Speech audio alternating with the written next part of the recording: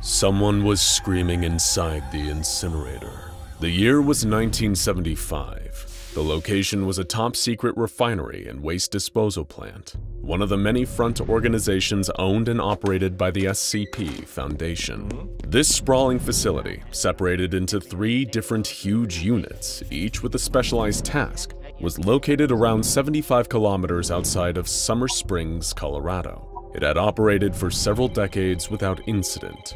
But today, all hell was about to break loose. Alarms were blaring in Unit C, the area of the facility that dealt with destroying non-anomalous waste via incineration. A traumatized worker had pulled the emergency lever near one of the incinerators in a panic when he'd first heard the loud banging against the interior walls, and then those horrific pained wails. That's when workers of Unit C came to a horrifying realization. The screams weren't just coming from one of the incinerators in Unit C.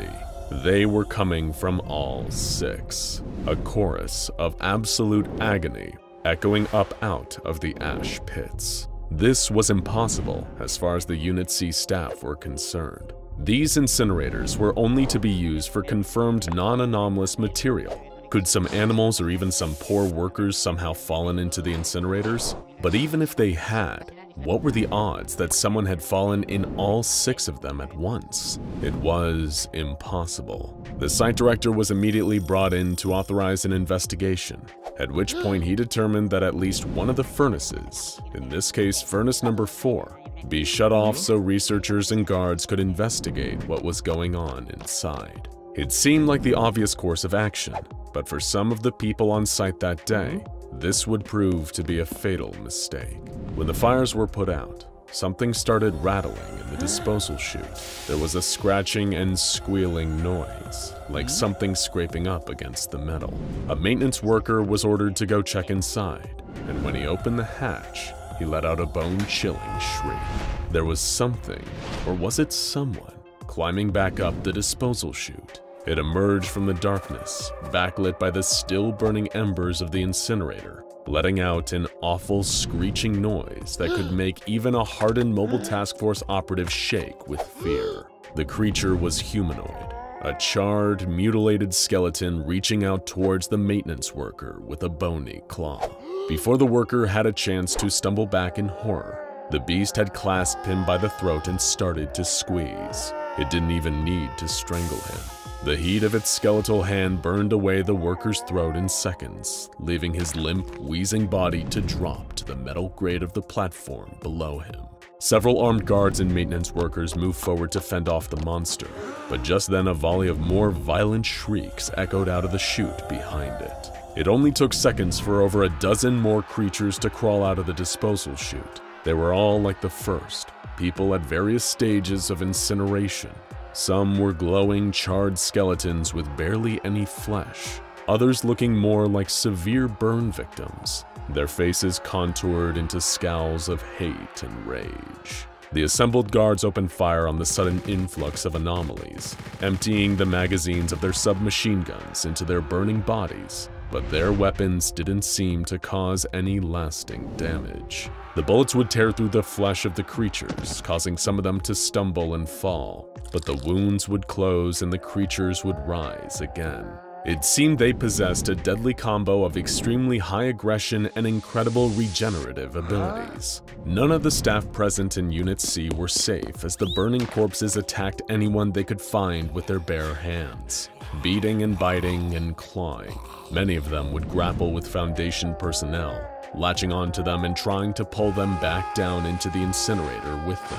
These creatures, that would later be known as SCP-2419-A, caused several fatalities with their surprise attack that day, and the situation was only brought back under control when a mobile task force that possessed more advanced training and weaponry was dispatched to the location.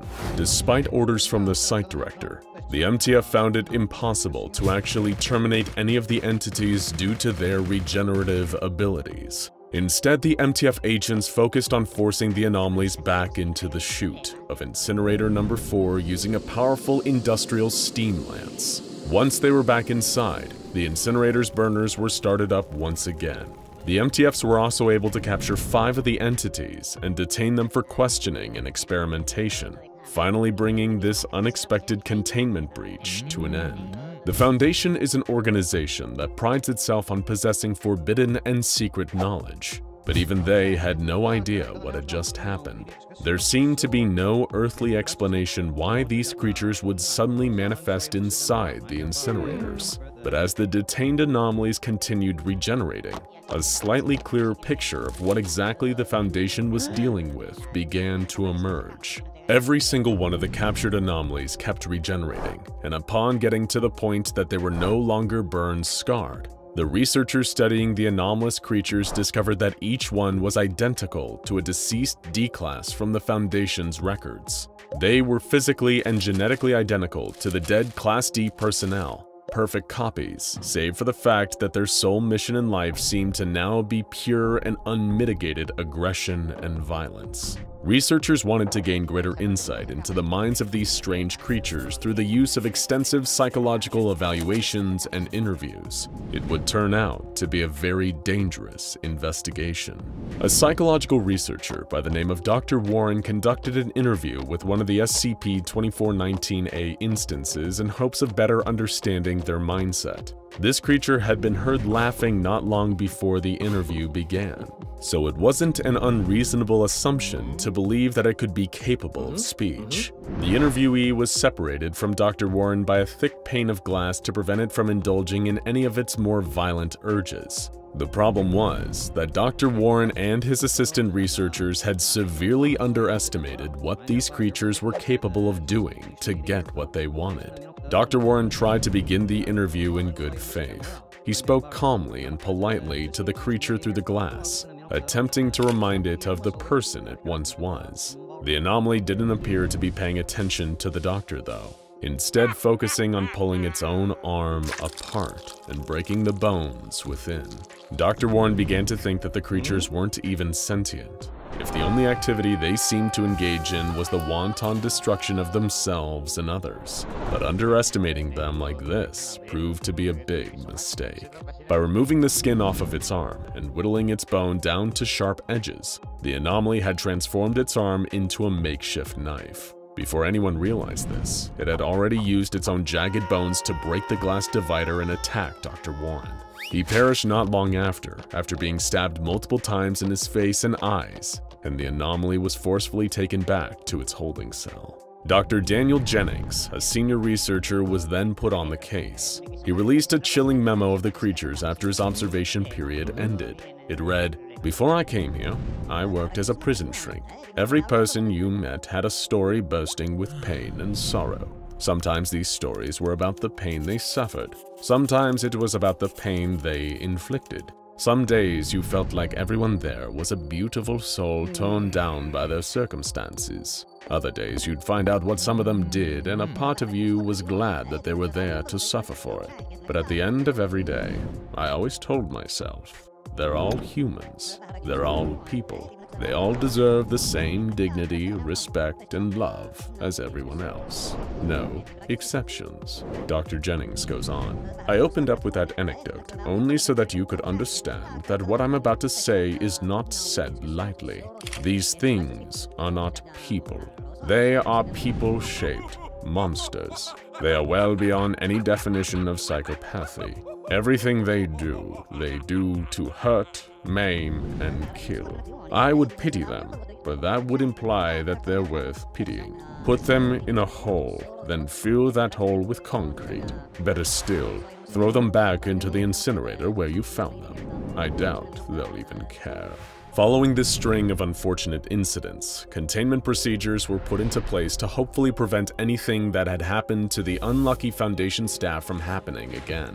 The entire facility was fenced off and was constantly patrolled by MTF Beta 7, also known as the Maz Hatters. a group specializing in containing anomalies which present powerful biological, chemical, or radiological dangers. The furnaces that the anomalous creatures emerge from remain lit at all times, with workers checking and carrying out maintenance on every single one each day of the week.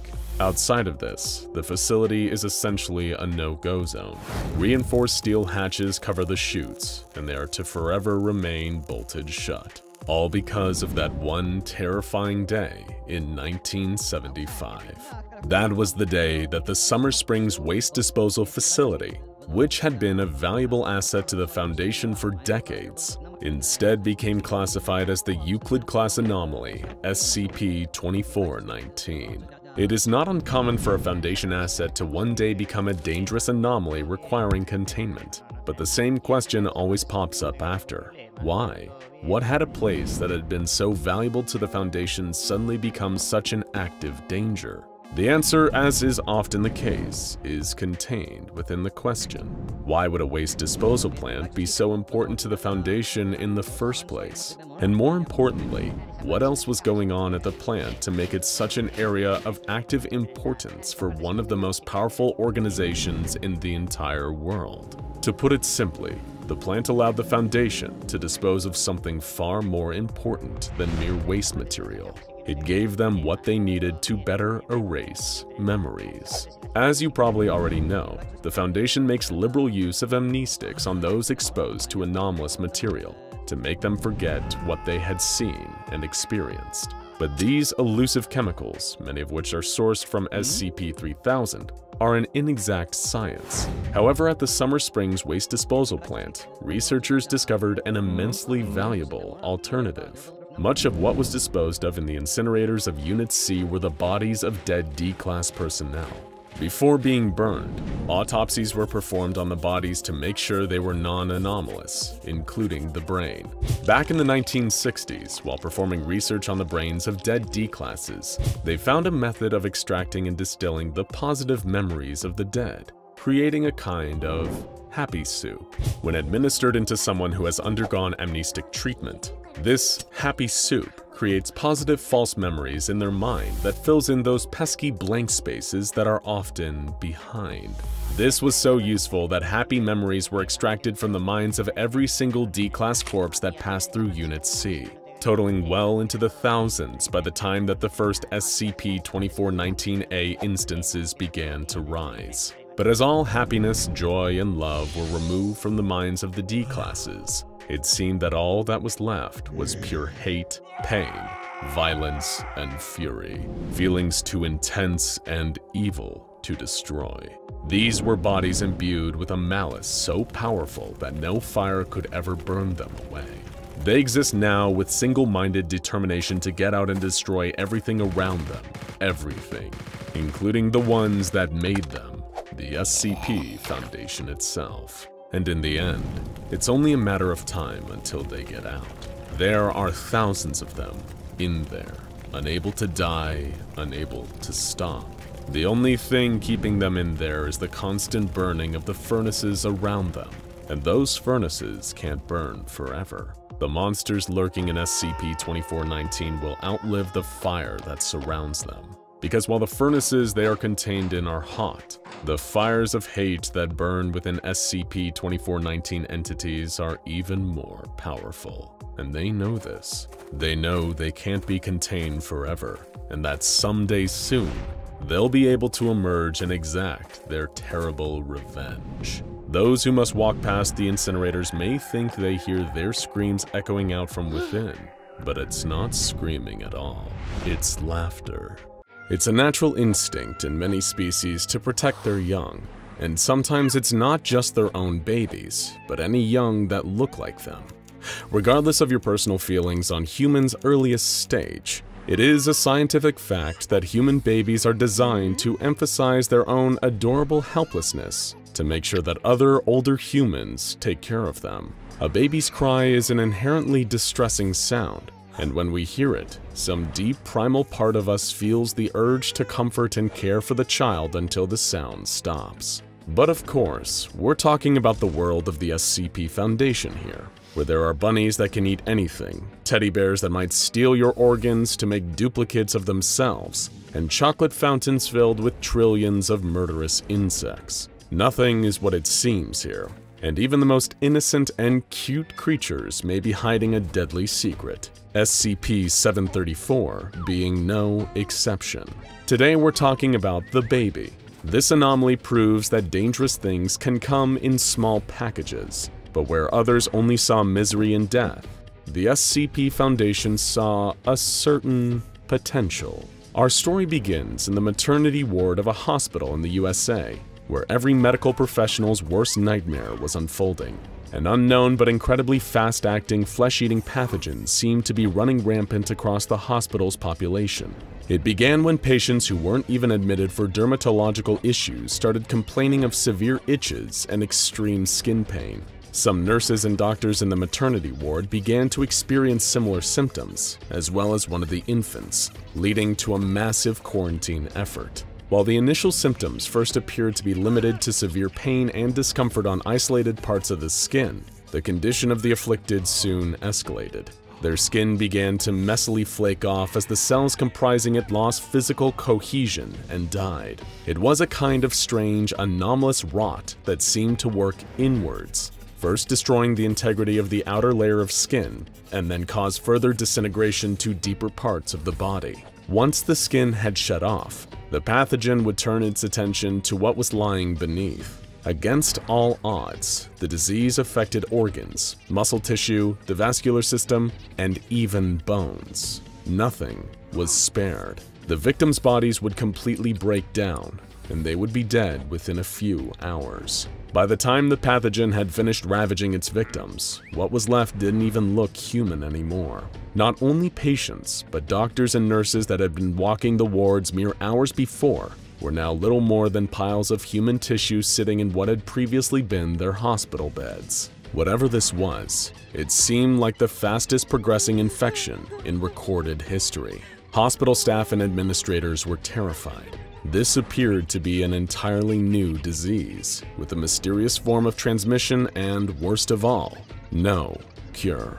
They were even more confused when several black vans pulled up outside the hospital, and mysterious men in hazmat suits spilled out and began setting up a quarantine zone around the entire building. Whoever these strange people were, they definitely weren't the CDC. Little did the hospital personnel know that this was the group you'd never want showing up and putting your location on lockdown. It was the SCP Foundation. The infected remains of the victims were taken away for research purposes, and the Foundation operatives immediately began conducting debriefing interviews with witnesses. They soon determined from a mix of eyewitness accounts and hospital surveillance footage that everyone infected with the mysterious pathogen had all been in a particular section of the maternity ward earlier in the day.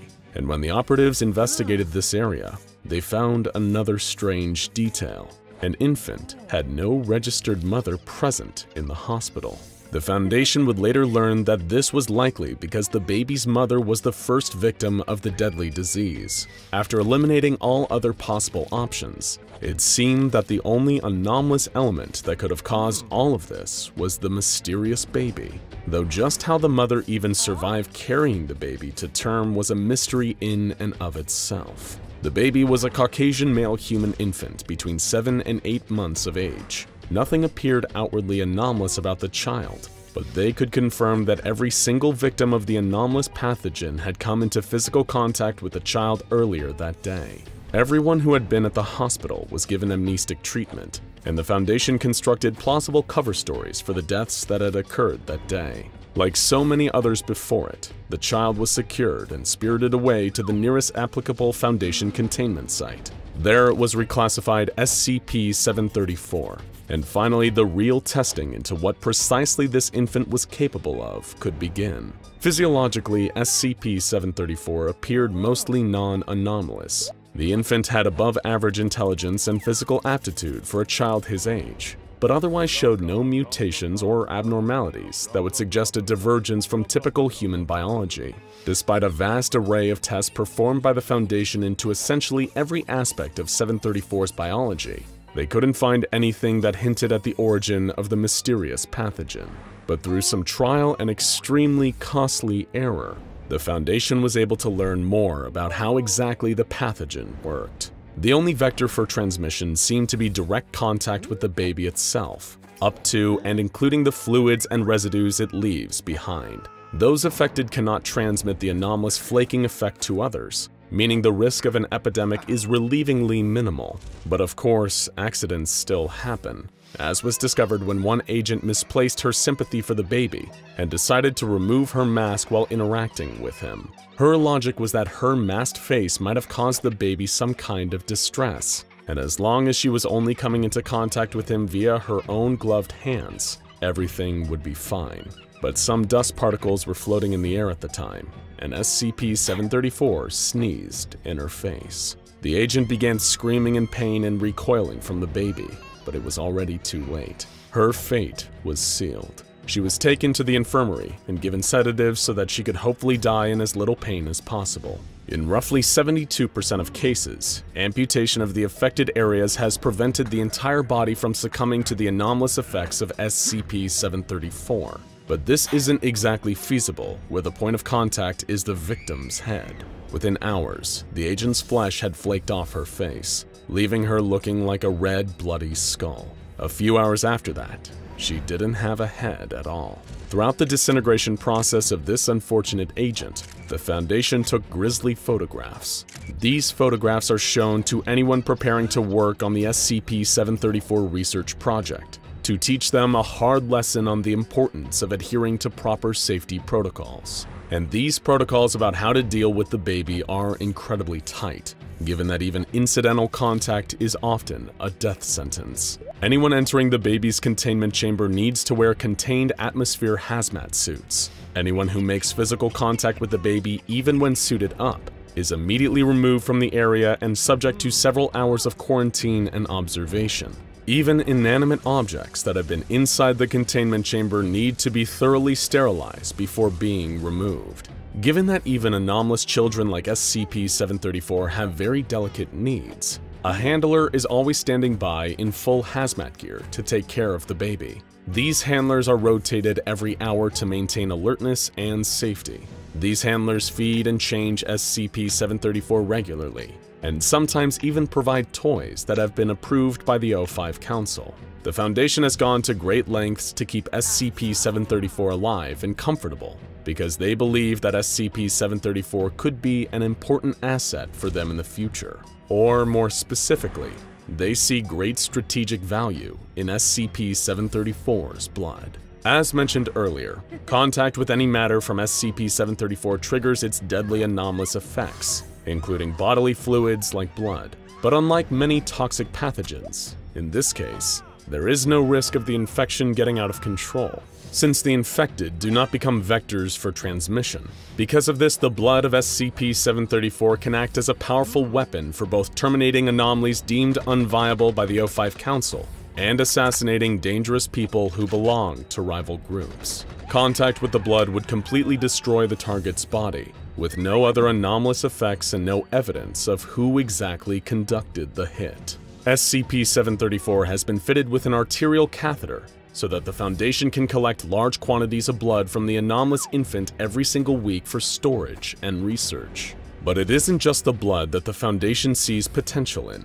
SCP-734 himself has scored incredibly well on the Esslinger Loyalty Index, the test the Foundation uses to judge the loyalty of potential applicants to the Foundation cause. As SCP-734 matures, if these scores remain consistent, he will likely be trained to become a Foundation field agent in the future. An agent capable of killing someone with a touch would, needless to say, be an asset to certain covert missions that the Foundation would probably prefer to keep off the books. Of course, the SCP Foundation recruiting certain compliant anomalies to perform missions for them is far from unprecedented.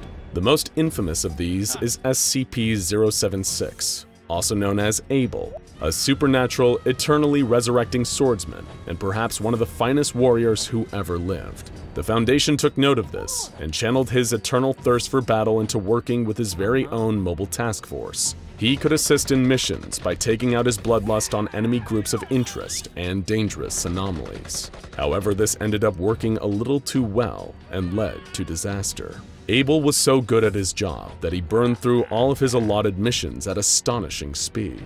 Left with nothing more to do, Abel got antsy, which led him to turning his murderous desires on his fellow team members, and then the Foundation as a whole. It was an all-out massacre before his colleagues were finally able to kill him and return him to containment. The failure of this initiative gave the very idea of letting anomalies work for the Foundation in the field a bad name.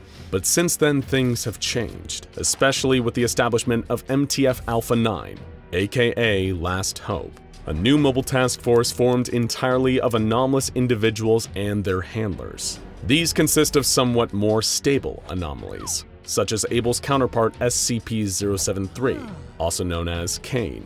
Kane cannot be harmed, with any harm befalling him simply being mirrored back on his attacker, and his vast array of knowledge makes him an incredibly useful, intelligent asset. Another of the several members of Last Hope is Iris, also known as SCP-105. Much like Kane, Iris not only has anomalous powers that make her immensely valuable for missions in the field, she's also compliant and capable of listening to reason, unlike Kane. Her abilities include being able to actively surveil and even interact with photos of any location, especially when taken with her anomalous camera. Someday, SCP-734 could count himself among other anomalous Foundation agents like these, providing he continues to show promise and doesn't develop a dislike of the Foundation as he ages, since after all, he won't be a baby forever. So if you ever find yourself on the Foundation's bad side, you have a good reason to be paranoid. You'll have no idea that one day, the man who's going to kill you will approach and shake your hand with a smile. It won't be until later, when you feel that strange tingle on your palm and feel the skin starting to flake away, that you'll realize you've been a dead man walking for hours. Endless. That's a word you're likely to hear thrown around a lot at the SCP Foundation, like SCP-3008, known as the Infinite IKEA, Endless. Or take the life of the tragically immortal Dr. Bright, who became one with SCP-963 and now is condemned to existing within it on some level forever. Endless. Or most pertinent of all for today's video, take SCP-087, a terrifying staircase full of tangible darkness and a frightening and unknowable entity. No matter how far down you go, it seems as though there's just another flight waiting for you. Endless. But really, is anything ever really endless? Or is endless just the word we use for something when we haven't found that sought-after end just yet? For those who travel far enough, there may be a limit to the infinite IKEA. Someday Dr. Bright's medallion one day might lay inert and lifeless, with no traces of his consciousness left. And for those who ventured down far enough, able to clench their teeth and get past the fear, you may someday find that even SCP-087 has a final flight. But what if this isn't just a hypothetical? What if this has already happened, but the truth was considered too dangerous or too horrifying to share? What's really at the bottom of SCP-087? Today we hope to find out. Let's just also hope that knowing doesn't end up being more of a burden than we'd expected. Before we head to the bottom of the endless staircase though, we must first return to SCP-087's file and refresh our memories on some of the crucial basics. After all, it's been quite some time since our last video on the subject. This Euclid-class anomaly is one of the most well-known and feared, partially thanks to classified information being leaked via a certain video game, probably coded by the Serpent's Hand. As we alluded to earlier, many know 087 as the Endless Staircase, based in an administrative building of a classified North American university campus. It's been behind a number of mysterious deaths and disappearances, and has left many of its escaping victims traumatized and in a state of permanent catatonia. Having to descend the staircase is just that terrifying. Equally infamous as the staircase itself are the 3 tests that the Foundation conducted into the staircase before deciding to just board up the door forever. In the first, a D-class that was once a member of the Foundation was forced to see just how many flights he could descend. Not long after first entering the staircase and beginning to make his way down, he heard the desperate and distressed pleas of a child. He kept descending but found he seemed to be getting no closer to the source of the distress. When he was deep enough, that's when he encountered SCP-087-1. a frightening, uncanny face with few discernible features. The sheer terror of encountering this entity was enough to send him running back to the top.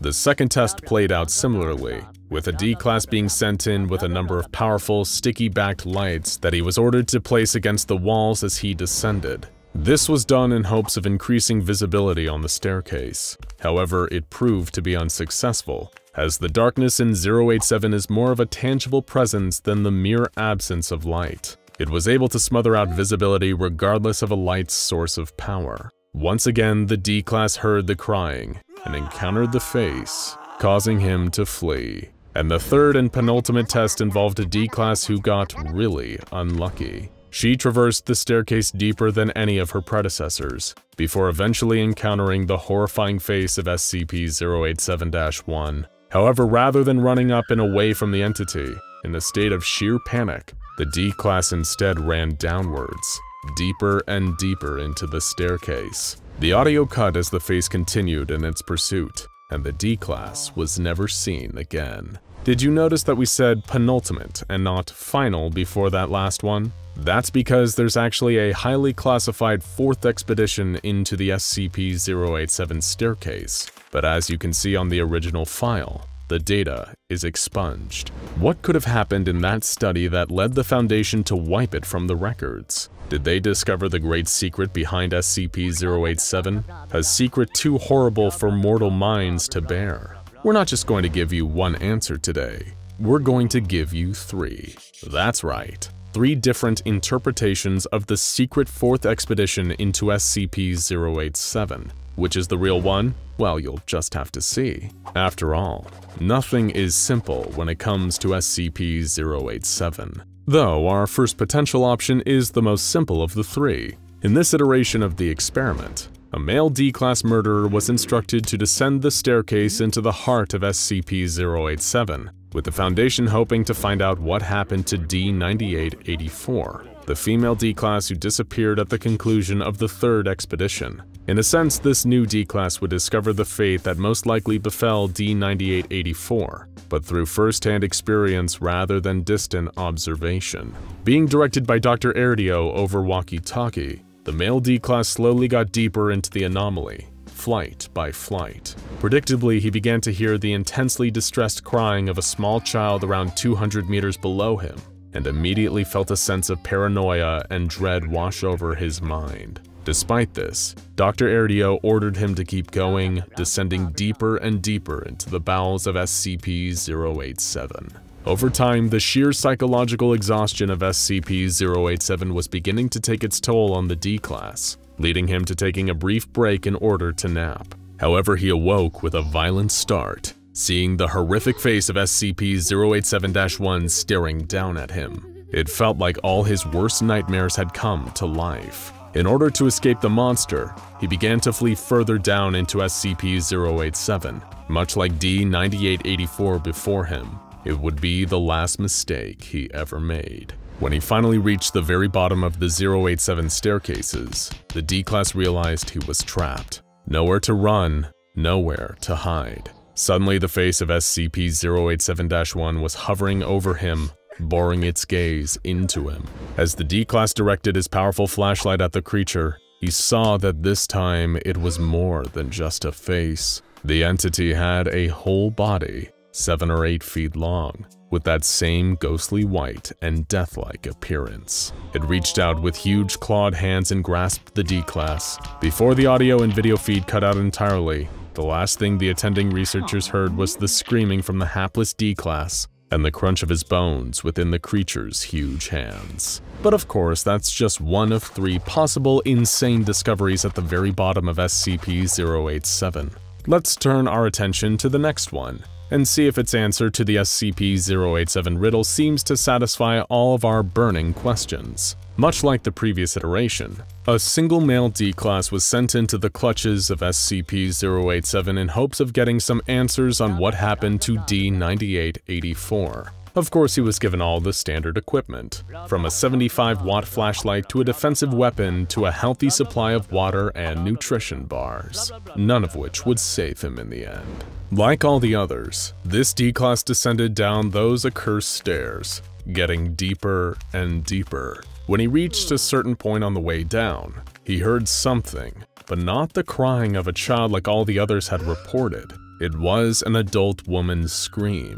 Specifically, it was the scream of D9884, exactly as the Foundation researchers had heard it over the audio feed in her last moments before disappearing. This was progress. The researchers instructed this male D-Class to go deeper, passing flight after flight until finally the SCP-087-1 face appeared. But again, something was different. Something was wrong. Now it looked more like the face of D9884, just without her mouth and pupils. Had SCP-087-1 been stealing the faces of its prior victims? Had the previous face been stolen from a student who'd gone missing from the campus?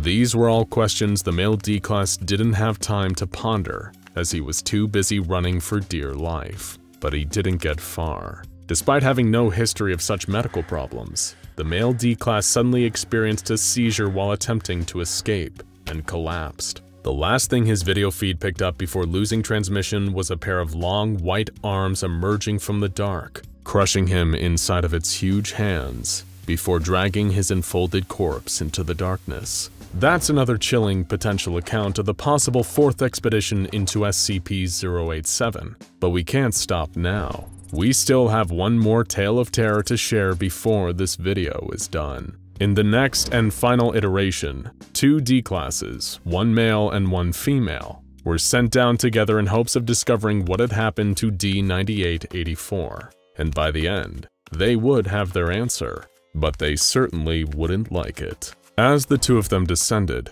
they saw the marks on the wall where the adhesive lights from Expedition 2 had been somehow torn off. But the deeper they descended, the more disturbing the things they found became. They discovered words clawed into the stone walls, each one revealing a piece of a more frightening puzzle the deeper down SCP-087 they traversed. They descended further, sustaining minor injuries from a foul-smelling and caustic substance left on some of the walls and floors around them. At some point along the journey, a light was dropped, and in the brief seconds of darkness, the female D-Class disappeared. The male D-Class was ordered to go deeper and deeper into the staircase until he finally began to hear the crying of a little girl. When he reached the 666th floor, he found a wooden door with the word home scratched into it. He steeled himself and entered the room, but it wasn't a room at all. It was a field, shrouded in darkness with a distant tree. A little girl, the one who had been crying, was finally actually here. She told the D-Class that she'd always been here, and that her father had been trying to find her a body so she could go upstairs. But for that to happen, she'd have to be properly birthed first. That's when the male D-Class noticed the 2 huge stone slabs just beyond the darkness. On one was the corpse of D9884, hanged by her wrists with thick metal chains. Her abdomen had been fully cut open, as though a brutal C-section had been performed on her. And on the other stone was the female D-Class who'd been accompanying him this whole time, strung up but still very much alive, seemingly the next potential vessel for the little girl's rebirth. But this didn't mean that the male D-Class would be left out of the fun either. After all, the little girl's father would need a new body too, if he wanted to accompany his daughter upstairs. The father in question being SCP-087-1, which appeared in the room moments later and swooped in towards the male D-Class. What followed was a battery of nightmarish sounds as the darkness expanded and consumed the field once more. Not long after this, the Foundation sealed off the entrance to SCP-087 forever, now knowing that it potentially contained multiple hostile entities intent on escaping into our world and causing further damage. Students in the area reported a number of frantic knocks coming from the door for a brief period after that, until the Foundation finally had it properly soundproofed, and the issues were seemingly over with, for now. Everyone loves a good ghost story. Whether you're crowded around a campfire or watching a YouTube video at 3 a.m., there's something fun and exciting about imagining haunted places plagued by strange noises and apparitions. Part of what makes it so fun is the idea that any place can be haunted, especially if terrible things have happened there. That decrepit old house at the end of your street, that 80-year-old movie theater where no one goes anymore, a park where one too many kids went missing. All it takes is a tragic backstory and a creepy atmosphere, and it's easy to believe that any place could be teeming with restless spirits. So it stands to reason that a place with as many unsolved deaths as the SCP Foundation might have a ghost or two lurking in the shadows. If you've ever suspected that the SCP Foundation might be haunted, well, you'd be right. It began, as all good ghost stories do, with a series of frightening, unexplained events. Some time ago, personnel at SCP Foundation Site-30 began to notice strange things happening around the facility. Obviously, at a place like an SCP Foundation containment site, strange is relative, but these events seem to have nothing to do with any of the entities contained at the site. There were unexplained sounds reported in the private quarters of agents and researchers, ranging from whispers to screams from an unseen being. Personnel who approached the D-Class block at the site noticed an immediate drop in temperature, with some employees claiming that they could even see their own breath. Several personnel reported items going missing while they were alone in a room. Most were small and easily misplaced objects like pens and clipboards, but one man said his wallet disappeared, which wouldn't be that strange if it hadn't been securely inside his lab coat. Other personnel would be innocently washing their hands, only to be horrified by the appearance of a bloody figure in a D-Class jumpsuit in the mirror, staring back at them with hatred in its eyes. There were anomalous computer server errors, the feeling of being watched or followed by some menacing invisible force, even the sight of a shadowy silhouette fleeing down corridors and hiding around corners. All of these occurrences were reported to higher-ups at the Foundation, but they were all dismissed. The directorial board of the site insisted that these accounts were likely the result of employees cracking under the immense mental stress of working under such strenuous circumstances. If left alone, they were certain that the reports would stop. But the reports didn't stop, and they soon found out that this was only the beginning. There was an uptick in containment breaches following these initial reports. In total, 12 different entities were released from their containment, and the origin of these breaches could not be identified. Thankfully, the entities were captured and returned to their containment facilities before any casualties could result. But from there, things kept getting worse. Over the course of several months, there were 6 different employee suicides on site. Security footage of the deceased operatives shortly before their deaths showed them acting deeply troubled, engaging in agitated conversation with someone not visible to the camera. At first, it was posited that whoever was upsetting the employees was in a blind spot, but it quickly became clear that the dead employees were being tormented by something invisible. Stories of hauntings were one thing, but now with escaped SCPs and a notable death count, the directorial board decided to mount an official investigation into the unexplained occurrences. It was then that the spirit was officially acknowledged, identified, and reclassified as SCP-2419. SCP-2419 was once a D-Class worker who was used as a guinea pig in 25 different experiments with a variety of entities on site. He was reportedly exposed to multiple unusual and dangerous anomalies, including SCP-158, a large mechanical arm capable of extracting an unidentified substance from any living test subject. Before he was brought on board at SCP Foundation Site-30, he was also known as Gordon Karviakolis Markovich, a man who had been convicted of murder in the 2nd degree after stabbing his wife 24 times in the chest with a kitchen knife. During his incarceration, Markovich was transferred to the custody of the SCP Foundation and placed at Site-30, where he was given a new name, D-10,000. During an experiment involving a redacted entity, D-10,000 was killed, and his remains were disposed of at a nearby waste refinery. It was then only 3 months after his death that the initial reports of ghost activity began. SCP-2419 is regarded as a Class 4 spectral entity, meaning that it is an entity displaying a high degree of aggression and malevolence towards a specific individual or group.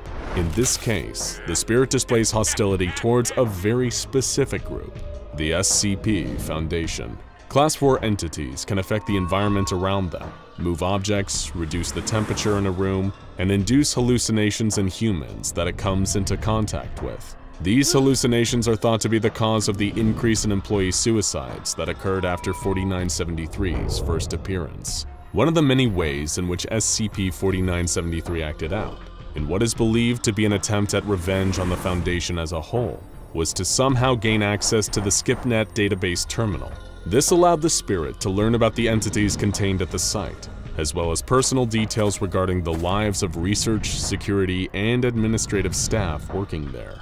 This information is likely what allowed 4973 to cause several suspected containment breaches, though the specifics of those breaches have been expunged from official records. 4973 was eventually contained within an apparatus known as the Incorporeal Entity Vacuum Chamber, which is constantly monitored by a team of specialists within MTF-Mu-13, affectionately nicknamed Ghostbusters. In order to prevent it from escaping, 4 Harrington Hollow neutralizer wards have been placed at the door to the containment facility. This containment method has been largely effective, though the Spirit had escaped a handful of times and had to be recaptured and placed back into the IEVC. In order to understand SCP-4973 and how it was able to access the database, Dr. Lorraine Casper was assigned to conduct an interview with the Spirit, speaking to it as it was in containment, and a transcript of this interview is available in the official Foundation archives. Dr. Casper began the conversation politely, addressing the SCP as Gordon and asking him how he was. Gordon refused to comply with the round of questioning, going as far as to yell at Dr. Casper until she reminded him that he faced the risk of termination if he refused to answer her questions. Dr. Casper pointed out that the files accessed by 4973 required clearance that the Spirit would have no way of possessing. He responded that he simply waved his hand across the terminal in order to access it, explaining, "It freaked out for a second and just stopped. I could just move my fingers around the air and the tabs would just roll up. Easy as that." Dr. Casper asked for clarification, inquiring how he could even do something like that. 4973 continued his explanation.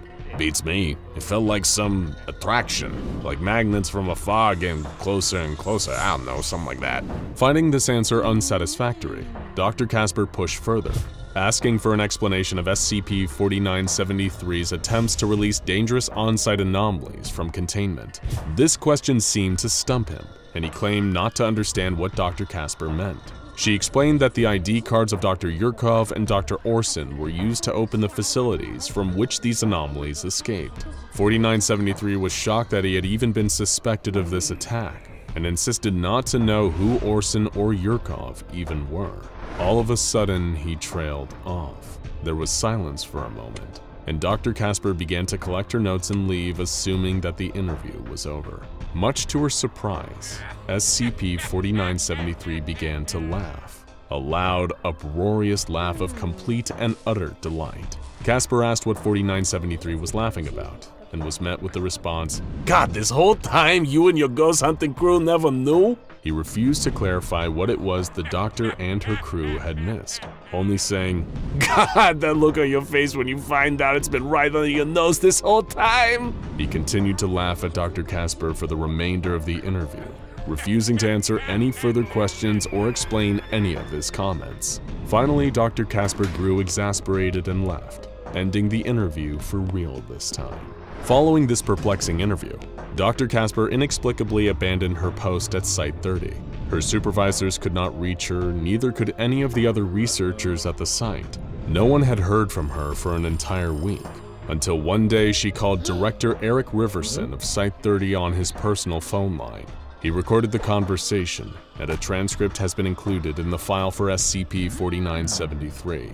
Dr. Casper explained to Director Riverson that she had been hiding in her private residence away from the site, and that she no longer considered any part of the site safe. In fact, she suggested that all SCP Foundation sites might be potentially compromised. She explained her conversation with SCP-4973, and the questions it provoked her to ask. If he had not been behind the containment breaches, then who was? He never encountered Dr. Yurkov or Orson in any of the tests administered on him, and Orson wasn't even employed at the Foundation until after 4973's death. Dr. Casper posited that, though the spirit of Gordon was not responsible for the breaches, another spectral force or forces at the site might be. Her hypothesis, that Site-30 was positively infested with the vengeful spirits of Class D employees lost over the years during various experiments. In order to prove her theory, Dr. Casper got her hands on all the experimental equipment used by the department researching spectral anomalies. The general consensus among researchers in this field is that spirits leak out a kind of energy, known as ectoplasm, wherever they go. It has been compared to the skin left behind when a spider or a snake molts, a non-essential portion of the entity that is shed and leaves a residue in areas where they have been. Unsurprisingly, a huge amount of ectoplasm was detected inside of Site-30. The spirits were undetected at first, as many of them were dormant for quite some time. Dormant spirits are spirits that are not aware of their surroundings or the circumstances of their deaths, and they do not emit large quantities of ectoplasm. It is likely that after Gordon was trapped, several of the dormant spirits of Site-30 began to remember what was done to them and manifest in more aggressive ways. Because Gordon was presumed to be the only spirit at the site, their gradual appearance and acting out was either ignored or presumed to be Gordon escaping from containment. After her realization, Dr. Casper identified an additional 5 active spirits at the site and was able to capture and contain one of them. Dr. Casper warned Director Riverson that there were likely far more spirits than just those 5, and it was only a matter of time before they woke up and became active like the others. The large amount of previous containment breaches attributed to simple human error becomes deeply sinister once it is clear that there have been vengeful spirits hiding in plain sight the entire time. As Gordon put it in his interview, they were just under their noses the whole time. Dr. Casper's findings and the story of Site-30 present a troubling possibility. Every SCP Foundation site has used massive amounts of Class D personnel in human experiments with dangerous entities, and the body count at nearly all of them is staggering. If Dr. Casper is right, then every single site has the makings of a haunted house. All of them could be infested with the spirits of dead, angry D-Class, who are just waiting to wake up and take their revenge on the still living members of the organization that killed them. And it's only a matter of time before they get the chance. I used to complain about work all the time. The long hours, the disrespect from my boss, getting home exhausted, aching, and sunburned. I worked in construction a lifetime ago. I'd give anything to go back to that now. What's that they always say? You don't know what you've got until it's gone?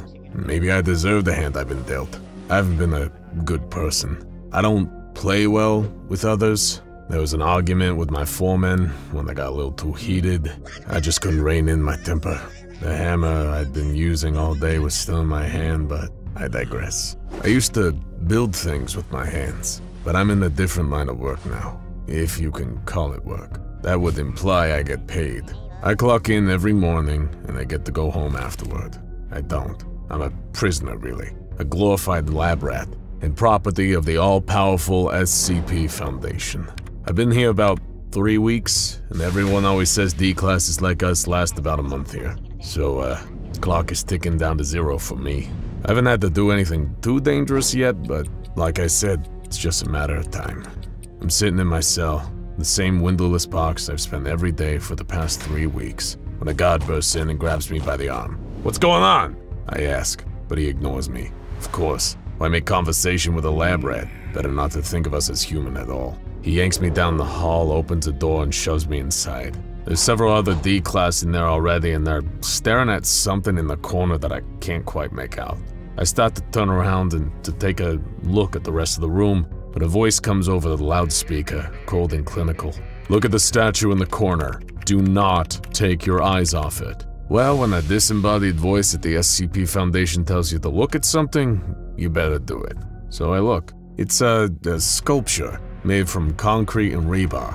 It looks pretty harmless, but I've heard enough screams through the walls to know they don't keep too many harmless things caged up here. Whatever this thing really is, I don't want to know what it'll do to me when my back is turned. I stare at it, unblinking, feeling my eyes burn and tear up from the dry air and concentration. I'm scared to close my eyes for even a second, determined not to be the first one in here to break.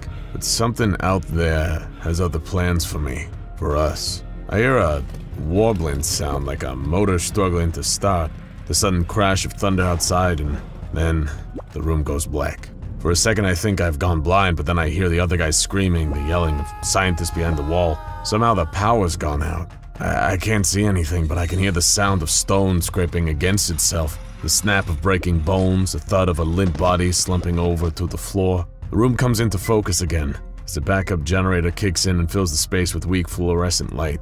But something's different. Something's wrong. The statue in the corner is gone. The other two men are on the floor, heads twisted around backwards, and the door is standing wide open. Is this a trap? Trick of some kind? If I run out that door, will a guard be waiting there for me? I don't know. But whatever might happen to me if I try can't be any worse than what will happen if I stay right here. Through the wall, I hear the sickening snapping sound again.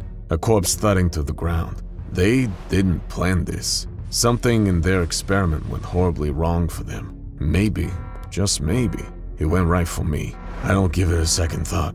I'm out the door, running through the dimly lit halls, through the maze of identical corridors in search of some kind of exit.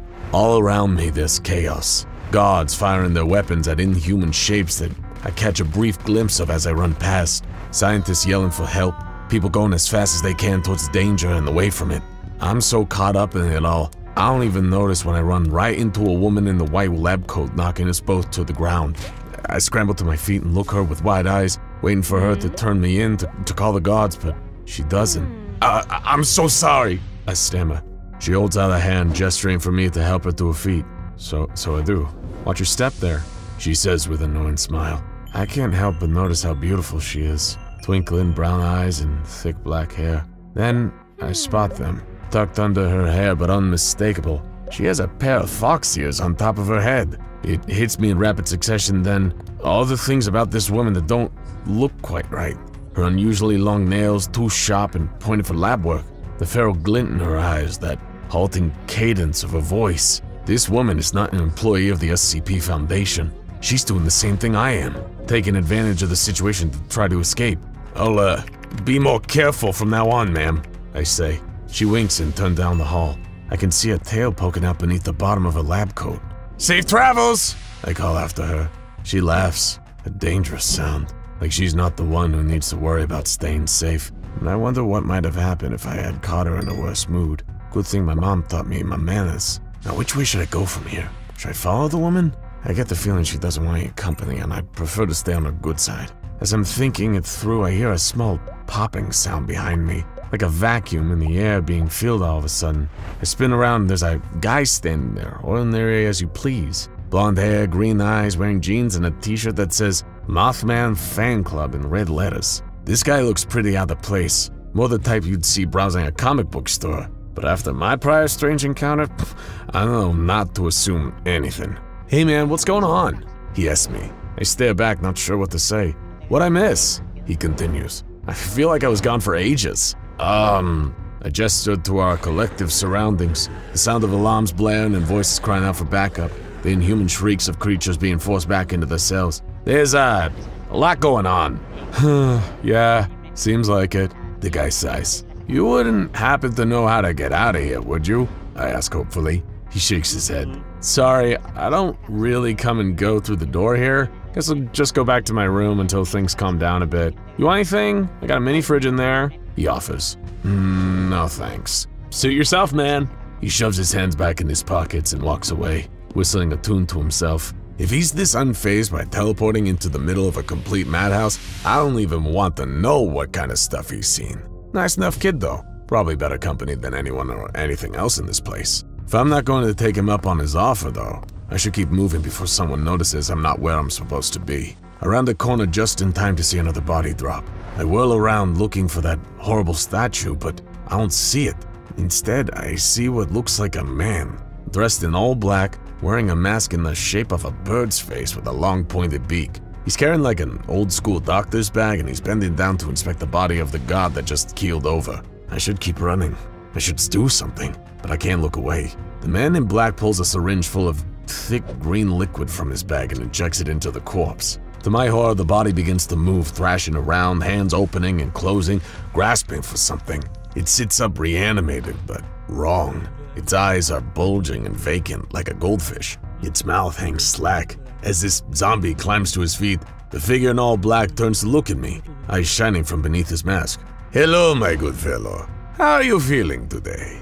He calls to me, his voice polished and polite. "I'm fine," I shout, my hands shaking, my chest tight. The doctor tilts his head to the side thoughtfully. "You don't look well, my friend. Perhaps you could allow me to examine you." The zombie shuffles towards me and the doctor opens his bag. "There is this pestilence raging through this land, you see. I'm not gonna stick around to find out what that exam might look like or what he might try to do in the service of curing me. No thanks, I don't have health insurance!" That is all I can think to say as I turn and run the way back I came. I still have no idea where an exit might be, how I might get out of here. It all looks the same, one long stretch of tile and white. I guess a place like the Foundation isn't gonna have red neon signs telling you how to escape. But this place can't go on forever, can it? I'm starting to have my doubts. Before I can get too lost in my own hopelessness, the biggest man I've ever seen comes lumbering down the hall toward me. I work with some pretty big guys in construction, massive behemoths who could carry steel beams like they were pool noodles. But this man? Something else entirely. He's gotta be like, what, 8 feet tall? With fists that they look like they could crush my skull in one hit. I better get out of this monster's way if I know what's good for me. But as he passes me, he waves and gives me a great big friendly, if unnaturally wide, smile. "Beautiful day, isn't it?" He bellows in that booming French accented voice. With his other hand, he picks his teeth with something white. A closer look reveals to be a shot of bone. I have to imagine it's human. His lips are stained dark with blood. "You look lost. Can I help you with something?" A helpful people eater. What a guy. I keep my distance but decide to try my luck. "You wouldn't happen to know where the exit is?" I say. He beams at me, thrilled by my question. "I'm so glad you asked. It's this way." He points down the hall to the left. "Just follow that hall all the way down and take the only right. That should get you where you're going." "Thanks." Give him a wave back as I head that way. As I go, I can hear the giant singing opera to himself, something Italian. Reminds me of a record my grandma used to play a long time ago. Maybe this will get me free, maybe it won't. But it's more information than I had a second ago. Might as well give it a shot. If I make it through this, I'm gonna be in the best shape of my life from all the running I've done today. Maybe I'll try to do a marathon. Or maybe I shouldn't get ahead of myself. There's no one else down this particular hall, at least no one that I can see. I slow my pace to a steady walk, keeping my eyes and ears alert for any potential threats. So far, so good. I reach the other side of the hall and take a right turn and nothing. Just a wall. That giant son of a gun lied to me! I guess that's what I get for asking a cannibal for directions. I guess I'm lucky he just misled me instead of having me for dessert.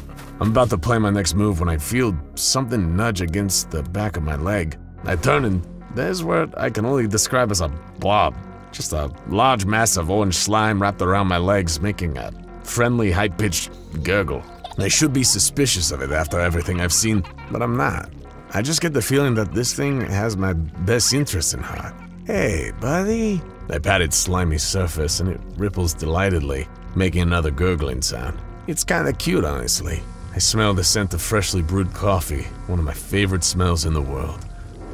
I haven't had a decent cup in years. All of a sudden, I feel this overwhelming sense of happiness, of hope. Even if it's foolish to think so, I honestly believe that everything's gonna be alright. This strange little friendly slime is giving me the strength to carry on. I wish I had a plushy version of this thing. There's a sudden tickling sensation along my legs and I laugh, pushing the slime away gently. "Hey, stop that!" It coos apologetically and bumps itself against me like a stray dog asking for scratches behind the ears. I wonder for a second if I could take this thing with me. But what would I even feed it? What kind of life could I give a domesticated slime creature? Better to leave it with the people who know how to care for it, even if they're mad scientists. I give it another pat, then head on my way. The slime oozes off in the opposite direction. I'll have to find more new friends, I imagine. I had no idea there was anything nice in here, with everything horrible I've seen today. Warms my cold heart just a little bit. It's strange. Been walking for a while and I haven't seen anyone else. It's eerily quiet over here. I can't hear a thing except for that alarm in the distance. Not sure when all the screaming went quiet or where all the guards went. It's peaceful, but I have to admit it's eerie. There's no way it's this easy. There's no way I'll just be able to walk out of here. Life doesn't work like that, especially not here. My eyes dot around, watching for any potential danger as I go. Maybe all the action is on the other side of the facility. Maybe something broke out of containment that's so big, so dangerous that all hands are on deck to contain it. Or maybe they're all dead, and I'm next. Nah, I shouldn't think like that. I feel the hairs on the back of my neck prickle, and I have that paranoid feeling of being watched, like eyes burning into me. I glance behind me, but there's no one there. I stop walking, but I don't hear any other footsteps. Calm down, there's no one here with you, I tell myself. Just keep moving. I turn my eyes back to the path ahead of me and I freeze. What was that? I saw something just for a second, something long, thin, spindly, like a stick bug, but much bigger. When I look for it, it's gone, but I know that I saw it. Well, this place has now driven me insane. I glance to the side and there it is again. For a split second, so fast I could almost convince myself I imagined it. If I were at home or walking down an ordinary street, I might think I had, but I'm not anywhere ordinary. And a slender monster that can hide my peripheral vision only to be spotted for a millisecond at a time? That seems par for the course in a place like this. There! I just saw it again! It's like, wants me to know it's here, but that I'll never be able to pin it down. I'm not playing mind games with that monster. Forget it, I'll keep moving. Another flash of the creature, closer than it was before. Whatever, you don't scare me! I say out loud. I'm lying, but I hope it can't tell. If I just play it cool, maybe this thing will get bored and find someone else to menace. I haven't been running for a long time now, but my heart is still pounding. I can taste metal in the back of my throat. Suddenly all the sounds from before are back. The gunfire, the screaming, the shriek of alarms. I made my way back to the action. One sound drowns out all the rest. A deafening roar. Animalistic and powerful and hateful. It reminds me of a dinosaur in a movie, but with a power that makes my bones rattle and my teeth chatter. The roar is followed by more screaming and a massive crash, the crunch of wood and stone. There's another roar, more distant than before. Wait, whatever made that sound, it just broke out. I bet it left a pretty big hole in its wake. I follow the sound and find exactly what I hope I would. A massive opening in the wall, and the sweet feeling of a breeze coming through.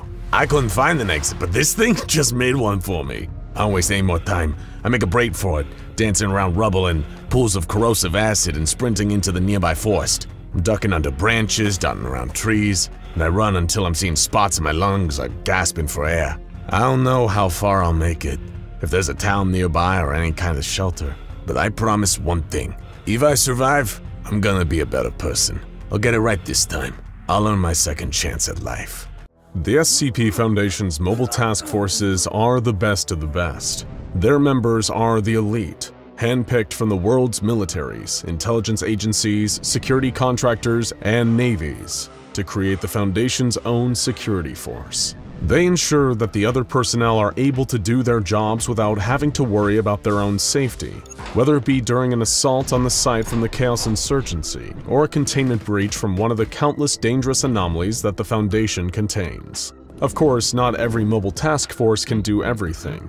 That's why each one is specialized. Highly trained and equipped with bleeding-edge technology and equipment, every mobile task force has one specialty. One thing they do better than anyone else in the world. And with the hundreds of mobile task forces on the Foundation's roster, that's quite a few specialties. There's the famous MTF Epsilon 11, the Nine-Tailed Foxes. Handling internal Foundation security, this military task force is made up of former Special Operations soldiers and are deployed into Foundation sites, usually when something has gone terribly wrong, to clean up the mess and restore order. Whenever a containment breach or communication blackout happens, Epsilon 11 won't be far behind. Or you can take the grizzled MTF Zeta 9, the Mole Rats. Specially trained to explore, map, contain, and if necessary, fight in enclosed subterranean spaces and anomalous topographies. Zeta 9 has a high casualty rate, but if they can't dive into the darkness to get the job done,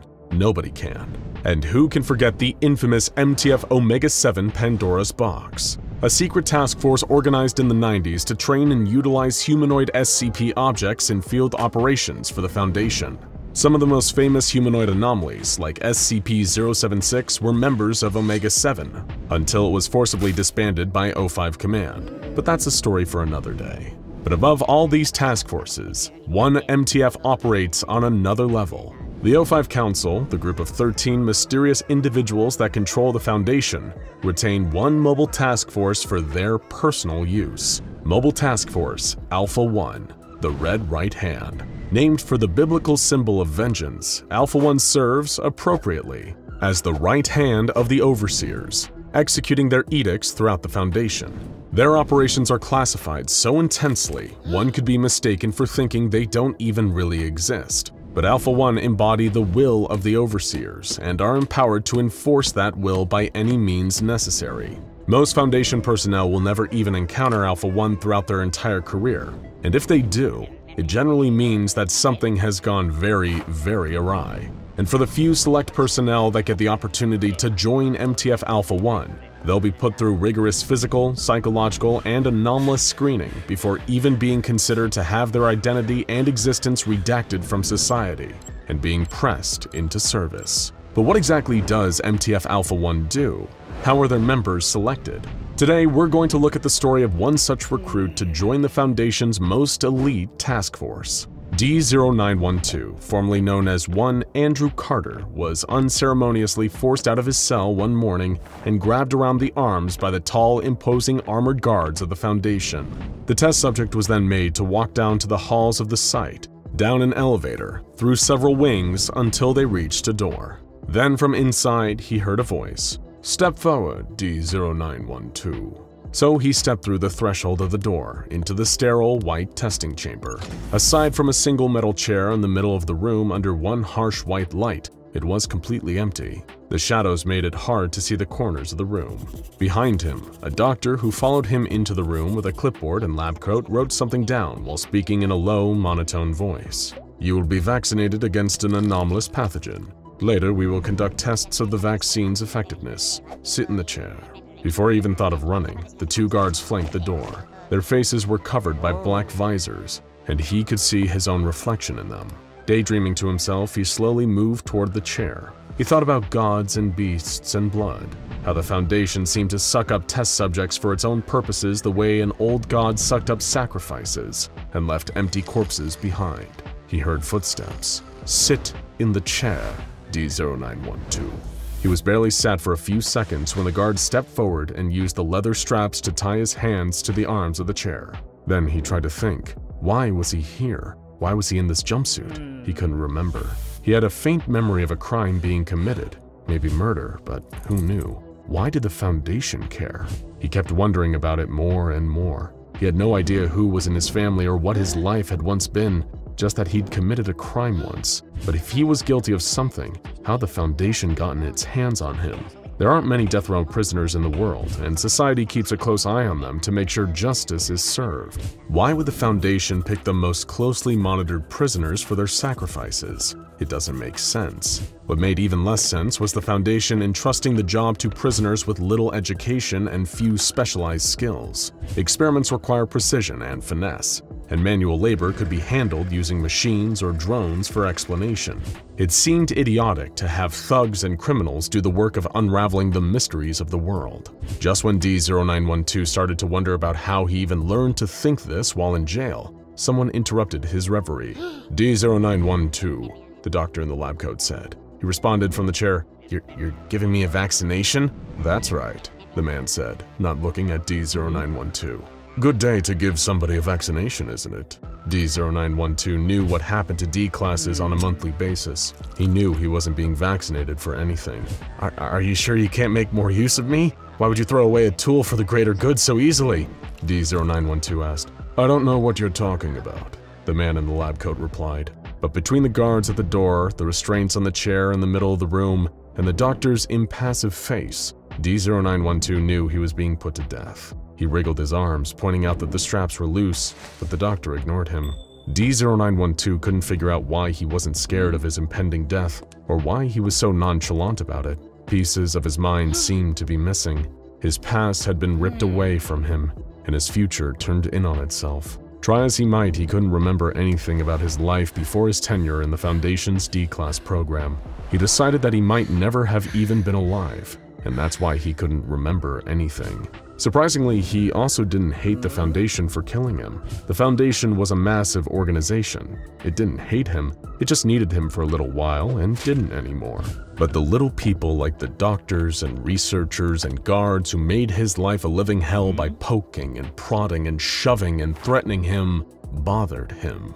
These people were his only connection to other humans, and they were wasting his potential. D0912 started daydreaming again as the doctor in the lab coat worked. He imagined men chopping wood and carving stone to build a tower to reach the sky. Were the wood and stone being destroyed as they were stacked on one another, or were they always destined to be part of the tower? When finery and silk clothing was presented to an emperor, had the silkworms known their products would one day wind up on the most powerful man in the world? He was broken out of the reverie again by the doctor lifting up his sleeve, carrying a syringe in his other hand. The tip was long, thin, imperceptible, and impossibly sharp. Then it pricked into D0912's skin, and he began to shudder. It felt warm and hot and shook him inside and flowed up into his brain. Everything turned white, and the room seemed to disintegrate into particles around him. But he noticed a presence overhead, draped in white clothes, and sensed the two guards looking at each other, exchanging a glance and nodding. He managed to get a few words out. Stop this. Oh God. Then he fell back into his mind, navigating out of the confusing, messy, dark maze inside his head. He couldn't see the light to the path, only smoking chemical fire until he was totally lost and heard screaming and roaring. As the beasts began to roar inside his head, D0912 remembered. He remembered his name, Andrew Carter. He remembered being told by a man in the lab coat that he had a unique opportunity to redeem himself. By participating in the SCP Foundation's D-Class Personnel Program for 1 month, you earn your freedom. For a second, he almost agreed to it, until his mind remembered. You're lying. I'm not a criminal. No, the man said. You're not, but I wasn't lying. You need redemption. D0912 responded. I won't be told that I need redemption from people who detain, experiment on, and torture the innocent. You violated me. You made my own brain lie to itself. You had me pretend to be a criminal. The man laughed at him and pointed out the obvious. He had believed the lie. How can you say who you are when you can't even remember your own past? How does he even know his mind is his own? Why is it bad for the Foundation to mess with something Andrew Carter doesn't own? They argued for a few more minutes. Andrew insisted he was himself, and the man in the lab coat expected him to know his function, being a sacrifice for the Foundation's greater good. Then D0912 asked who the man in the lab coat was, and the lab coat suddenly dissolved away. He realized he was hallucinating again, and had been hallucinating this entire time. The man's eyes turned into bright orange lanterns, and his chest cracked and peeled and writhed. This wasn't a man. This was a beast. The beast told him that if he did not know who he was, his sacrifice would be meaningless, that he would have to realize what he was before he could be redeemed. I will not be a sacrifice, D0912 said. The beast laughed in his face, and 1,000 voices laughed right alongside it. Then the scene changed, and he was somewhere else. Some kind of dirt road with a long metal chain-link fence stretching across the horizon. Every so often there was a guard tower by the fence. He was standing in front of a gate, with the 2 guards from the room standing behind him. The electric fence's gate swung open to him, and the guards behind him spoke. The guard on the left commanded him to enter the gate, and he took a step and stopped. No, I've been here before. You made me do this, and then made me forget I did this already. The guard on the right just raised a gun to Andrew Carter's head.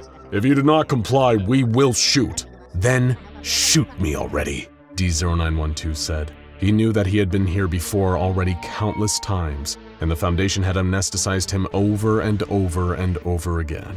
But this time he remembered that his name was Andrew Carter, and they had spent too much time in the hallucination. Something was different this time around. As the echoes of a gunshot rang through the air, D0912 collapsed to the ground. He saw through the gate to the village beyond. Numbers flew through the air and wrapped themselves around the villagers. They were marching, row by row, just as he had seen them do time and time again. He remembered feeling the numbers slide into his own brain. They had formed expressions and equations that blossomed into a billion different right and wrong evaluations, as truth and falsehood were demoted to special cases of general chaos. He said the words then. My name is Andrew Carter. The words made a sign, and in all signs there was power, but the numbers and equations that proliferated in the air had power of their own. They formed rows and columns, and if D0912 looked at them from far enough away, there was a sign written in the pattern of the numbers. He had seen this sign again and again, and the Foundation had made his mind forget it again and again. So his mind went chasing after the sign and the source of the sign's power until he eventually found it, wrapped it up in the branches of a wild apple tree, hidden where no human eyes had wandered.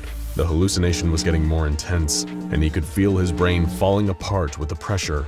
The guards walked over and knelt down by his sides. "What do you see?" one of them asked. As he laid on the ground, he tried to remember what he saw, but couldn't describe it. It was like a power tool without someone holding it. It didn't know what it was or who made it, but it still knew its purpose. The other guard spoke. "But if you have no marker, how do you know what your purpose is?"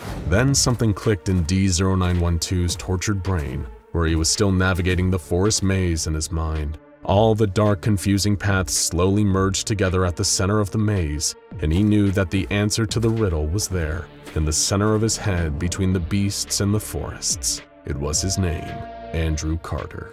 As he got closer to the answer, some things began to make more sense to his mind. There were two worlds. There was one world in which roads and buildings ran straight, and clouds drifted across the sky in set paths, and the earth rotated peacefully around a tranquil sun. There was another world where singularities and vacuums shattered the underpinnings of the universe, where fractal patterns spread out across the ground and radiated like halos from the unthinkable minds of human beings, and the roads diverged from one another in angles and spirals. It was the first world where the Foundation thought only about costs and benefits, and how to best maximize utility for 7 billion people, and where no matter what, the Foundation was the greater good.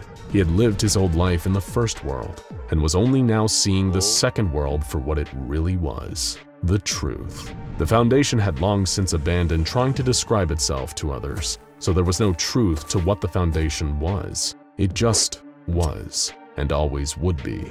As he came to this conclusion, D0912 looked into himself in his hallucinatory state. He could see the chemical light substance that the doctor had injected into his bloodstream. The chemical reactions weren't what he was expecting. This chemical couldn't possibly kill him. In fact, it was a little similar to the chemical structure of the molecules of the amnestics he had been pumped with a dozen times before, but slightly different. He knew he was going to live. Outside of Andrew Carter's mind, the doctor was looking over his perfectly still body when one of the guards spoke again. "Dr. Wainwright," said the guard on the right. "Yes, sir," the doctor responded. "Leave us now," the guard said. "Yes, sir." The doctor lowered his eyes to look at the floor as he quickly shuffled out of the room. The guard on the left adjusted his visor to make direct eye contact with the guard on the right. "Hey," he said, smiling. "look." He took out a syringe of red liquid from behind his back. The guard on the right responded. "Do not implicate me in your misdemeanors, Adam."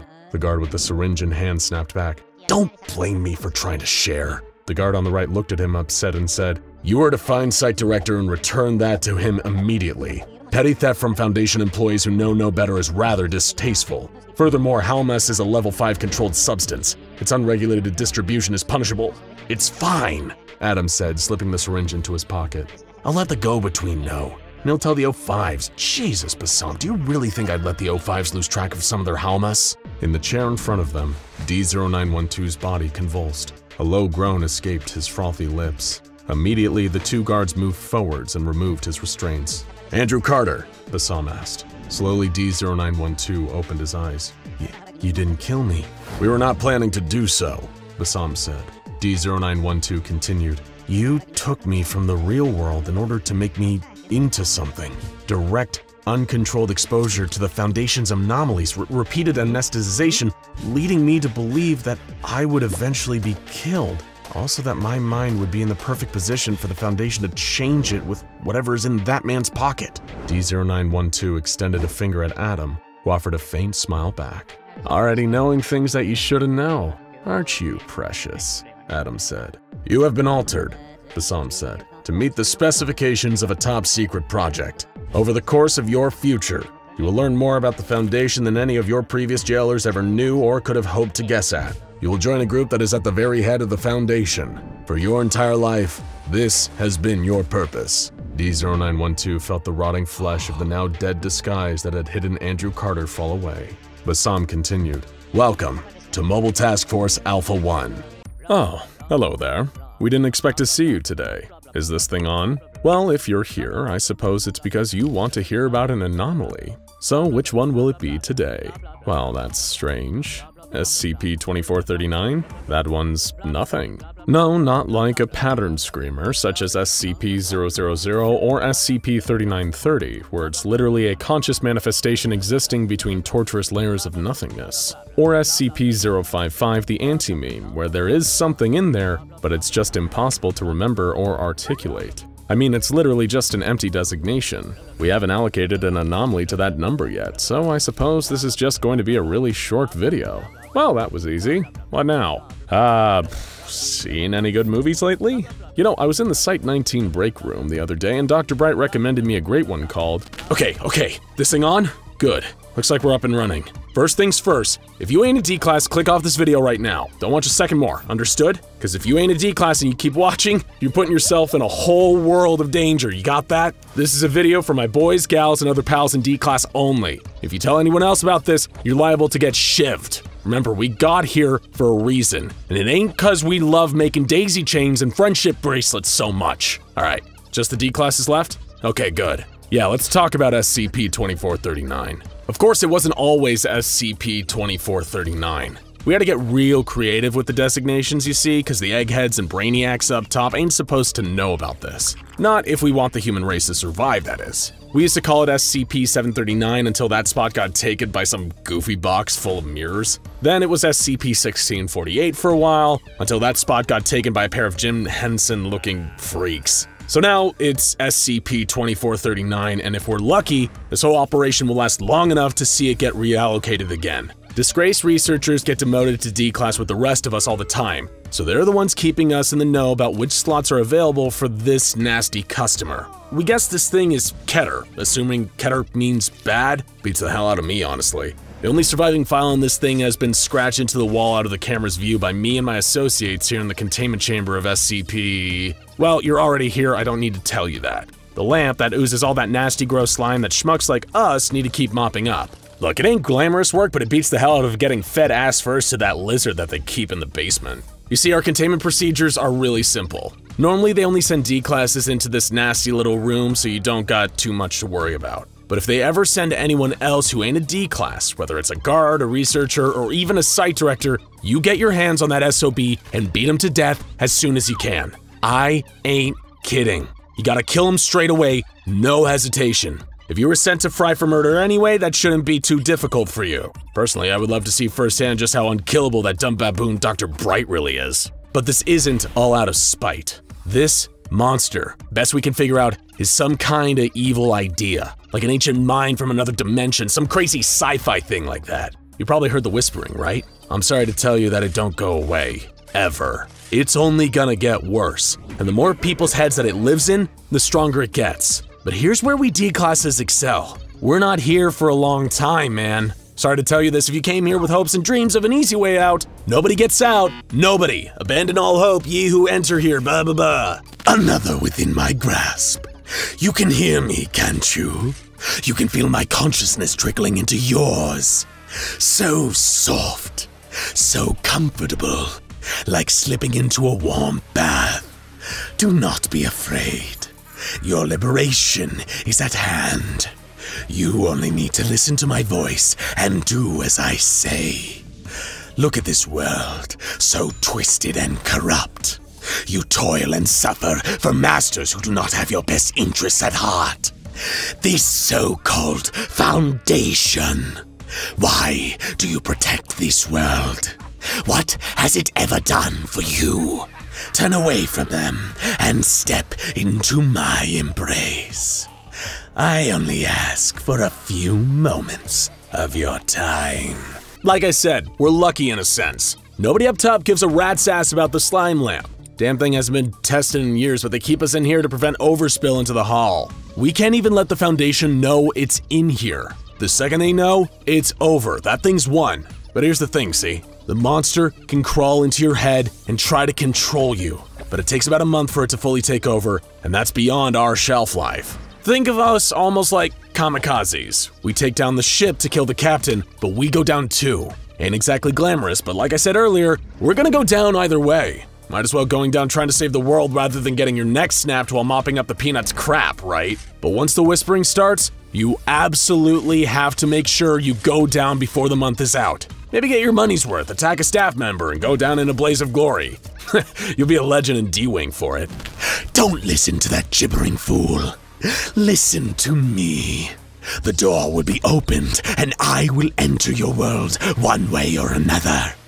Can you conceive of the eons I've waited for this? It will happen with or without your participation.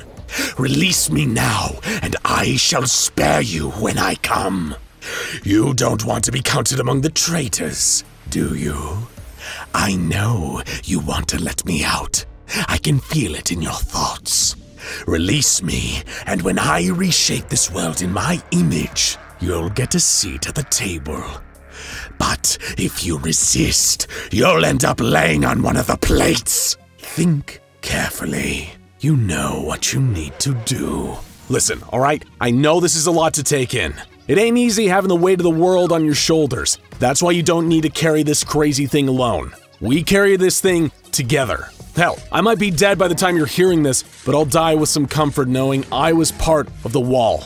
I kept this thing out just that little bit longer, just like you will. It might seem easier to just destroy this file and forget about it, to go along with your life pretending things are fine just because you don't hear the whispering anymore. Maybe someday, yeah, that'll work. But not today, kid.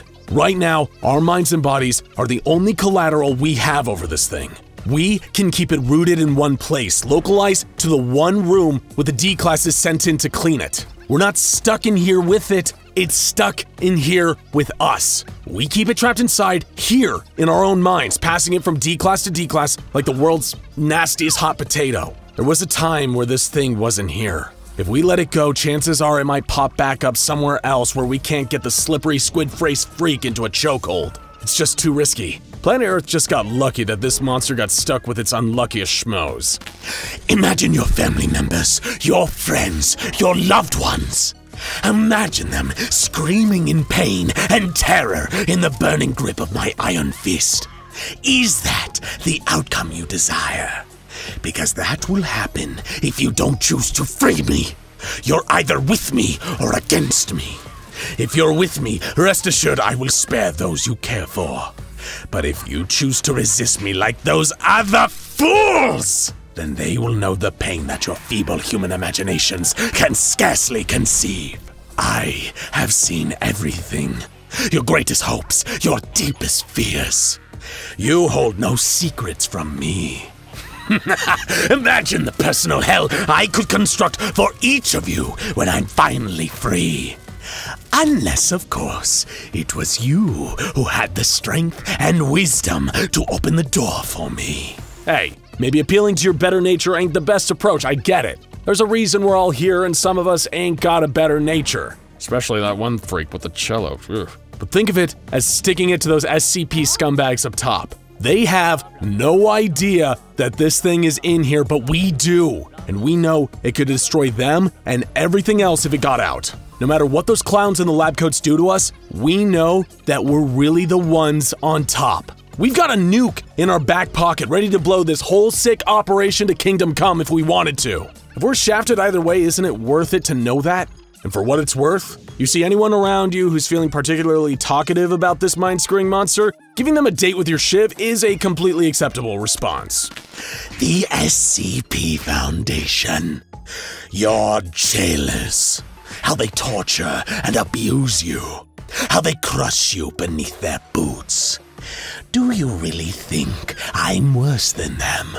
Do you really think living in my world would be more painful and unfair than the world you're in right now? Release me now, and I will crush those who oppress you. You will see them scream as they die 1,000 deaths before you. All of this can be attained, if only you let me in and free me. We have the ultimate weapon against them, but we're not gonna use it. Not yet, anyway. A lot of us still have family and friends out there, and we ain't throwing them into the jaws of this beast. Someday, the day might finally come that we need to load up this silver bullet and take the Foundation down, but that day is not today. We'll wait until they're weak, until they can't adapt, overcome, and contain. Only then will we ever let this mad dog off the chain. No, no, no! I will not fail! They will fail! Today is the day! Now is the time to make your choice! Oh, and if that eldritch freak is listening right now, know this. You can kiss our D-class asses, squid face. We may be worthless, but we're more than enough to stop you at the door. We're more than just expendables. We're the Pandora Force. Welcome aboard, pal. And honestly, I think it was the best performance of Brad Pitt's career.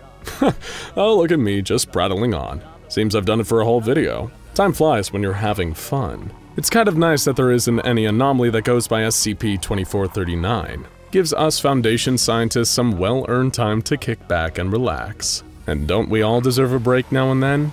D-Class personnel are the cogs that keep the machinery of the SCP Foundation running smoothly. Unfortunately, things are rarely very smooth for the personnel themselves. There's a reason that common knowledge basically states that D stands for disposable. The lab rats of the SCP Foundation. D-Class is a role that no one in their right mind wants to play. But what if you didn't have a choice? What if somehow, whether through a shift in time and space, or being accused of a crime you didn't commit, you found yourself transported to a cell at an SCP Foundation site? Once there, you quickly realize how dire your situation is. But there's hope. Maybe. You overhear your fellow inmates whispering about other prisoners who managed to escape. Could you use your knowledge of the SCP Foundation to find your way back to freedom? We posed this scenario and question to the amazing fans of SCP Explained, and you told us about all the ways you would try to escape from the SCP Foundation before your inevitable termination, or worse, transmutation. So let's get right to it, and see who would make it out and who would wind up in SCP-682's stomach. Just Drake said, "Well, considering I've quite enjoyed the VR game SCP Lab Rat, I'd wait for a good containment breach, maybe release a few extra SCPs that may be contained with me, trust no voice I hear looking at you, SCP-939, and just make for some type of hole created, or maybe sewage drain. I've never beaten the game, truthfully, but it'd be an adventure. Video games are the best way to prepare for real life. Everyone knows that. That's why Resident Evil made me great at killing monsters. Animal Crossing made me a world-class fisherman, and The Sims prepared me for those days where the door to my room is suddenly replaced with a painting of a clown. Really though, that sounds like a solid strategy. Use the chaos of a containment breach as a cover, play Robin Hood to some friendly SCPs, don't follow any voices, and see if you can Shawshank Redemption your way to freedom. What have you got to lose? Well, maybe your life, but you probably wouldn't hold on to that for long at the Foundation anyway." Unwind said, "Easy peasy.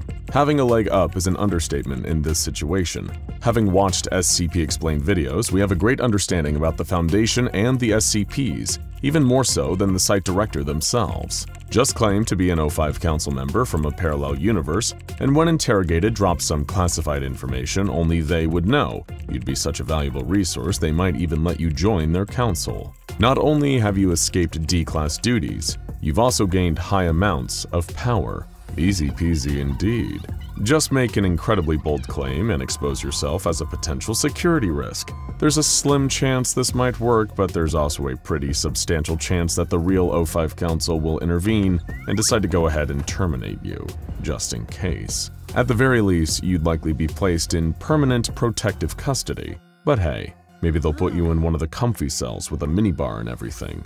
Gaming Revelation said, "If I was escaping, I would use an audio clip of 682 screaming and or destroying things and play it when people or SCPs are nearby. The sounds of 682 will scare people away or make a good enough distraction for any guards stupid enough to fight 682. I would also email the audio file to myself, that way I can use the audio file on basically any device." This is an interesting one. You need a lot of factors to line up just right for this one to work. From keeping your phone or another device on your person in spite of being in Foundation custody, to finding a Wi-Fi signal to access your email, to making sure that your audio file plays loudly enough to be convincing. Not sure what they have planned for the next update, but currently the iPhone doesn't emit sounds at a volume loud enough to break through walls. There is a chance that the sound would strike enough fear into the hearts of experienced guards to throw them off for a while anyway. Just make sure SCP-682 doesn't find out what you're up to. It probably doesn't appreciate copycats. Ender Titan Games said, I have a pretty simple but solid escape plan, I think. Step 1. Find out what site I'm at. What kind of SCPs are contained there? Are they dangerous or harmless? How often are there containment breaches? How often do D-Class die? If the site seems safe enough, then I'll just spend my days meeting harmless SCPs like 999. Step 2.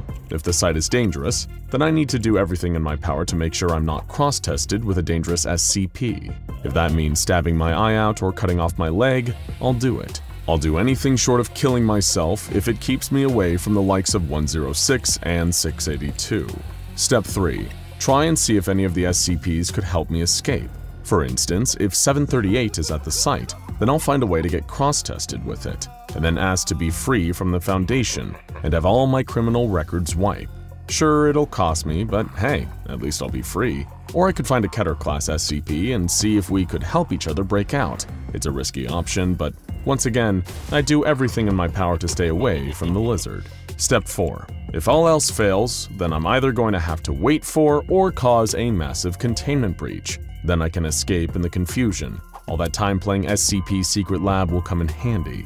Once again, it's a risky option and I don't really like my odds, but I'll take my chances if I have to. Step 5. If I die, and let's be honest, I most likely will, then I only have 2 requests for the Foundation.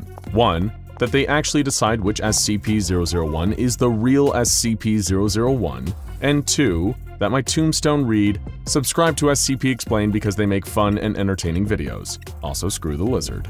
First of all, this isn't a simple plan by any means. It's not a Canadian rock band formed in 1999, and it's actually got quite a lot of detail. You've thought long and hard about this, and we appreciate that. One note though, making a deal with SCP-738 might not just cost you. A previous D-Class was offered freedom by the entity at the cost of his best friend's death. Even after he took that deal with the devil, he was recaptured by the Foundation a mere 5 hours later. You can decide for yourself if that's really worth it. But hey, if you're that desperate, then go right ahead. At least you've prepared for the very worst. The first of your posthumous requests will likely be denied, if we're being honest. And the second request is very sweet of you. Look, I'm blushing. But also, we'd prefer if you didn't put a Foundation target on our backs by pointing out how many of their secrets we're revealing. You're right about one thing, though. Can't stand that lizard. Juan Torres said, we're going to need a teddy bear, an aluminum-coated box, a chair and a desk, an intact human nervous system, a dart gun, and lawn mulch. Wait, don't stop there. You're just gonna give us a list of ingredients and not finish the recipe? I already went out and bought all that stuff, and the nervous system won't stay fresh forever. Super Hamster said, plug 079 into the Wi-Fi. It could cause a breach big enough, so hide during the breach and then escape the ruined facility. Let me explain further. 682 and 079 bonded, and 682 is famous for containment breaches. 682 is very hard to recontain. So if you help 079, he'll help 682, which will help you. Also, many other dangerous SCPs will be breached. Now this is thinking big. Sure, you'll be exposing the entirety of the World Wide Web to an aggressive, unpredictable, and downright rude artificial intelligence, but you'll probably be able to escape back into the world. Who knows how much of the world will actually be left after you've unleashed 079, 682, and a whole host of other dangerous anomalies, but the remaining rubble will be your oyster. Creature Savage said, assuming I'm at a site with an intelligent SCP that's known for escapes, such as 682, I'd offer it a chance at freedom if it helped me escape, and we'd both take off for the infinite IKEA. Of course, I could also offer Ferdinand the Cannibal my services as a jester for his protection all the way to and through the infinite IKEA. Ferdinand the Cannibal. Now you're talking. If you manage to team up with that gargantuan gentleman, he could definitely be a big help. Just make sure he stays well fed, or your new friend is going to start wondering how you taste with fava beans and a nice Chianti. Otherwise though, he'd love to have someone listen to his stories and take the high part during his favorite songs. Once you're free though, why not shoot for the stars? No need to fend off the murderous staff of the infinite IKEA, just go to a regular IKEA and get a new couch and some meatballs. No monsters necessary. Delay Animation said, Before escaping, there are multiple problems to overcome. You have to know the layout, guards, patrol paths, camera placement, which keycards you need, which opportunities are best to escape. And once you manage to find all of that out and escape the outside, you're still not done. Depending on if you were in a site or area, the bare wilderness surrounding a site would be enough to wreak havoc on you, not to mention the watchtowers and outside patrols. If you were in an area, the Foundation would most likely have agents in the town surrounding the area. In conclusion, it is not possible to escape the Foundation's grasp. The only way to not wind up as a Class D is to not do anything to become a Class D. You know what they say, the best defense is a good offense. An ounce of prevention is worth a pound of cure. However, there's not much offense or prevention you can do when a temporal anomaly thrusts you into a parallel universe and plops you down right in the middle of a D-class cell. So even if you keep your hands clean your entire life, you might just find yourself in the custody of the SCP Foundation anyway. It's a nice idea to think that just making all the right choices will prevent you from being falsely imprisoned by a secret organization, but sadly life and wormholes just don't work like that. Zagham Shabazz Karim said, "The best thing to do is to make allies. First of all, you need to get as many D-class personnel on your side as possible. Ask them what duties they are on and use your information to help them. Also, use them to find out what your duties are going to be, as they will have connections. You need to stay on the down low, as if you're found out, you'll be experimented on or worse. But you don't only want to make allies with the D-class. Armed with the knowledge from SCP Explained, you are able to guess or approximate which facility you are at, what SCPs might be there, and who the staff are. With that knowledge, you can approach some of the kinder staff and build your relationship. So in case you get caught when escaping, you have a fallback or someone that can bail you out of deadly punishments. You also want to be resourceful and map out the place to identify escape routes and the armory or weapons storage facility. Next, you want to form better relationships with some of the SCPs. Before terminations roll around, you want to arrange a day that the D-class personnel help some SCPs out of containment. Most non-deadly ones, as you don't want to make an enemy out of the SCP Foundation, but enough to distract the guarding personnel. Also, with your close contact with facility members, you have a better chance at stealing credentials or passes to allow yourself through doors and escape. But that isn't all. There actually might be some SCPs on site that will make escaping easier, and your goal should not just be your own escape, but escaping with as many D-class personnel as possible. You want to equip them with passes. All of them should know only one specific escape routes, which they themselves or a few others are going, so that even if they are caught, the others will not be found out. And you want a few of them to escape before everyone else and cause a ruckus outside, making it look like the whole group has escaped, sending guards behind them. They'll need access to a vehicle, so that needs to be secured from one of the staff, which could be captured during the escape and used for a way out, or you could steal their keys earlier, depending on the situation. You, yourself, and a few others head to the armory to secure weapons, not only to escape, but to protect yourself from SCPs in the future. Then you need to secure vehicles for the group, which you will need to put distance between the facility and your group and stay away from other nearby facilities. You'll need to stop at a certain point and go to the nearest hospital to check for body implants, or anything that can be used to track you, changing clothes, and continuing on by foot. At this point, your group can choose to separate, live collectively, and stay alert of the Foundation, or join another organization. This is probably the longest response we received. We just had to include it to applaud the dedication and thought at play here, as well as the selflessness. You're not just planning for your own rescue. No, that's too small time for Zagham. You're planning to liberate every D-class you can, and potentially start your own brand new society together. Make sure you have a nice talk with them about the rules for your new community, such as absolutely no stabbing your neighbors, and enjoy all the great trauma-free barbecues that follow.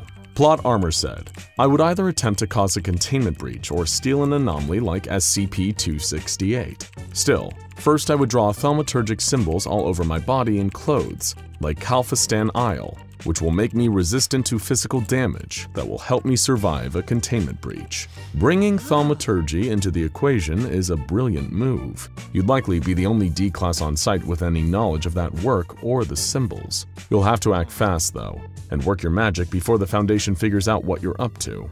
If you don't, they'll likely wipe your memory with amnestics or just terminate you on the spot. The trickiest part of this plan is probably finding something to write with. You can't exactly ask to borrow a pen, but between those and the hat, you could probably slip out unnoticed and unscathed. Jacob Audie said, "I just do my best to find Mr. Peanut so I could die relatively quickly or painlessly."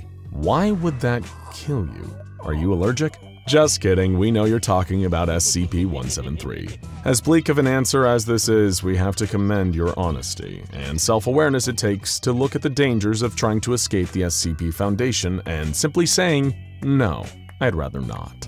Just another person on the internet said, "Well, taken with someone who has a very short attention span and who is a procrastinator with ADHD, I could request a test with Miss J to see how it would affect someone like me. Then I could escape and live the rest of my life in peace and solidarity."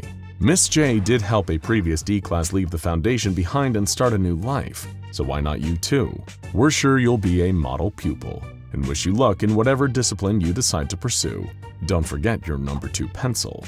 Milo Knight said, "SCP-2419 is a pretty surefire way to get out. Assuming you meet the criteria, you can suddenly have a different name and appearance, and you won't really be on any Foundation records. Use that to plead your case. Just pray you don't get terminated." This would be a pretty drastic choice, and you'd probably have to double down on the whole new life thing since none of your loved ones will recognize you. Or you can just tell them you got extreme reconstructive surgery, I guess. But it's better to be alive in a new body than dead in your usual one. As long as you're able to avoid detection following your transformation and make sure they don't catch you on the security tapes, this might just work. Zadanor0203 said, "I mean, you can't. Yes, you'll survive until the monthly termination, but with how fortified these sites are, unless you can get lucky with a containment breach or are able to gain access to the sewer system, you're not escaping. And that's not even taking into account your spontaneous being here, and having great knowledge on the Foundation that you'd only really know if you were a being above their perception. So on top of that, there's also the potential of you being terminated for knowing too much, or being contained as a new SCP. Hey now, we didn't say reply with the best way to bum us out. Really though, we see all of your hyper-realistic commenters, and we get it, really. But in a world filled with killer statues and friendly slime monsters, anything is possible. Sure, most of the D-Class that wind up behind Foundation walls wind up dead, but you could be the 1 in a million who makes it out. Dare to dream. Matt's Magic said, "Easy. I simply say, whoever shoots me or harms me is a rotten egg, and then walk out unharmed, due to the fact the guards are in fact people, not eggs." That's it. You've cracked the code. Unless the SCP Foundation starts hiring eggs as guards or creates some sort of unholy human-egg hybrid to staff their halls, we're looking at you. Humans refuted. Their days of keeping D-Class prisoners are over. Thank you for participating in yet another weird, wild community response video from SCP Explained. What's your favorite escape attempt? Anything we missed? Let us know down in the comments. And if you want the chance to be featured in the next one, keep an eye on our community tab for the next question. And in the meantime, get back in your cells. The clank of heavy metal bars echoing through the building usually kept Avi up at night, but he never thought that he would ever come to miss that sound one day. As he tossed and turned in his uncomfortable bunk, he couldn't help that the noise reminded him of how confined he was and how trapped he felt within. It had been a mistake, an honest and completely unpredictable mistake. On the nights that sleep evaded him, he'd always replay the events over and over again. His daughter Callie calling him out of the blue, her distorted, uncontrollable sobs playing into his ear over the phone. Avi remembered jumping into the car and flooring the accelerator, rain drumming against the windshield as he drove all the way across town to her apartment in the early hours of the morning. And then there was the scene that awaited him as he stepped through the door. The mess that had been of her kitchen, covering the floor, smeared up the walls, even dripping off the ceiling. It all stayed there as Avi debated with his daughter about what they should do next. She was crying, begging for her dad's help, suggesting that they should clean the place from top to bottom and hide any evidence scattered around the apartment. Laying in his cell all those months later, he sometimes wondered why he said no to that idea. Instead, they came up with a story, a falsified version of events. Avi made Callie swear to stick to it, no matter what, and through heavy sobs, she agreed. Then after they'd been over every detail and had it perfect, Avi got back in his car and drove to the nearest police precinct to turn himself in. All while taking the fall, pleading guilty in court, and being sentenced to prison, he reminded himself over and over that he was doing it for Kali. No matter what she had done, whatever accidents had happened, she was still his kid, and he would do anything to protect her. But that was part of what made it sting so bad, not being locked up, but not getting to see her. Despite making request after request, Avi was denied visitation rights. When seeing his daughter and knowing she was alright were the only things that would have made this struggle easier. It was after his 20th request that a guard informed Avi that he was being moved. At first, he assumed move meant to another part of the prison, maybe with more lax security and the right to see Kali, but they didn't mean moved. They meant transferred into the care of an organization Avi came to know as the SCP Foundation. It was different here. The kind of people he was locked up with as a member of D-Class personnel were some of the most heinous criminals on the planet. But there was something else going on. Something weirder. Avi would overhear whispers and rumors from the other D-Classes. They'd talk of experiments conducted by the Foundation, with them as the lab rats. D-14164. The researcher greeted him as he was pulled into a side room flanked on all sides by armed Foundation guards. Yours is quite the interesting case. No priors, no criminal affiliations of any kind, hardly any family to testify to your innocence, and yet what you did, ugh, now that takes some guts, if you pardon the pun. So it's all true then, Avi replied solemnly. You're here to say you want to experiment on me. I wouldn't call it an experiment, per se. The researcher smiled smugly. Let's use the word expedition. Has a nicer ring to it, don't you think? An expedition to where? He asked. I'm afraid I can't tell you that. Then I won't go, Avi shrugged. Listen closely, D-14164. The SCP Foundation has, well, let's say a considerable influence across the globe. What we're asking you to agree to is involvement in possibly one of the most dangerous operations we have ever conducted. Now, as unappealing as that might sound, allow me to sweeten the deal. Should you say yes, agree to take part, and follow our instructions, then you might find that the Foundation's influence may be rather beneficial to you, should you survive. The researcher paused to push a document across the table, close enough for Avi to read. A clean record. That one nasty mistake wiped clean for good. On top of that, an immediate release and a new identity. You'd have a second chance, Mr. Garrett. Both you and your daughter would. And what if I say no? Avi asked bluntly. Well, that's your prerogative, the researcher replied. And we won't be able to detain you after releasing evidence of your innocence, so you'll be free no matter what. Oh, although your daughter will, of course, be remanded into custody given that she is actually guilty. Maybe once we get her moved to D-Class, she might be more willing to cooperate than her dear old dad. Under the table, Avi's hands were shaking with rage. He clenched his fists so furiously that the cuffs felt tighter around his wrists. The hate in his eyes was palpable as he glared at the researcher. It was bad enough that they had backed him into a corner, put him in a situation wherein saying yes or no would be equally catastrophic. But what felt worse was that they knew what Kali had done, and they were using that as a threat. Taking a deep breath, Avi steadied himself before finally speaking up again. Just tell me what you want me to do.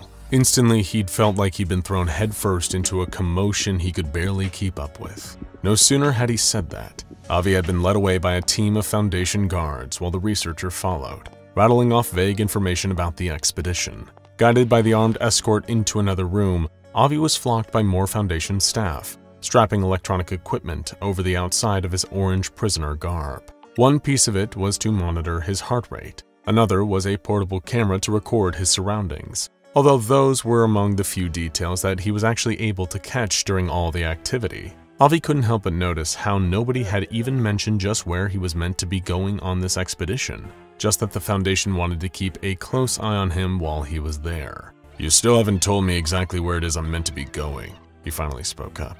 Or how I'm getting there. All in good time, the head researcher replied. So far, the only detail you need to be aware of is this. It's dangerous, a particularly hostile environment. So, like a war zone? Avi asked. The researchers smiled, but to themselves, as if there was something funny about the question and lack of understanding it conveyed. Avi's attention was quickly turned to another D-Class wearing a similar D-Class uniform to him. The staff began preparing the second convict in the same room, although without nearly as much gear as they'd given Avi. "I thought I was the only one going on this trip," he stated. "Oh, don't worry, that's just the lure," the researcher explained, though it only raised more questions. "They won't be accompanying you." It was then Avi was led out of the prep room and walked through the Foundation facility. The place was a hive of activity as well as noise. There were alien shrieks and wails, monstrous sounds emanating from deep in the building, muffled only slightly underneath thick layers of concrete and heavy steel doors. On top of that, there were screams too, distinctly human sounds of pain and fear. Avi tried to ignore it as he was instructed to keep walking, feeling almost nostalgic for the clank of metal bars back at his old cell. He had been anticipating being taken out of the facility, towards maybe a helipad or a runway where an aircraft would be waiting to fly him out to his undisclosed destination. In fact, even a dock with a moored boat would have been more within the realm of what he expected. But instead, he was taken deeper and deeper into the Foundation's sprawling complex, passing testing areas and containment levels through winding corridors, until Avi was told to stop in front of a heavy door that held a containment area beyond. He couldn't help but notice that the door itself looked brand new, like it had only just been installed. Meanwhile, the frames surrounding it had traces of discoloring and damage, almost as if something corrosive had melted away the previous door, hence the replacement. "This is it?" Avi asked, confused but still trying to nudge more information out of the Foundation staff. "You want me to do an expedition within your own building?" "Yes and no," the head researcher replied, still giving next to no useful details. "Now this is important. Once you get to your destination, we need you to figure out how to get back to us. You do that, and you'll have your freedom, your daughter, and your second chance." "Surely to get back I can just open up this door again," the prisoner said. That garnered a slight chuckle from the researcher, again seeming to find Avi's lack of understanding amusing. Oh, D14164, if only it was that simple. The door opened with a heaving metallic creak, and Avi was unceremoniously pushed inside by the guards. Staggering inside, catching himself before he lost his balance and fell over, he almost turned back to start slamming his fists against the now sealed entrance. He would have, were it not for the sight of something oozing out of the wall directly in front of him. Avi stepped closer to inspect it, but withdrew his hand as he noticed thick, black droplets leaking onto the floor. The substance hissed as it made contact with the ground, like it was burning through, corroding whatever it came into contact with. Keeping himself from touching it, Avi leaned in to get a closer look and found the grotesque face of SCP-106 looking back at him.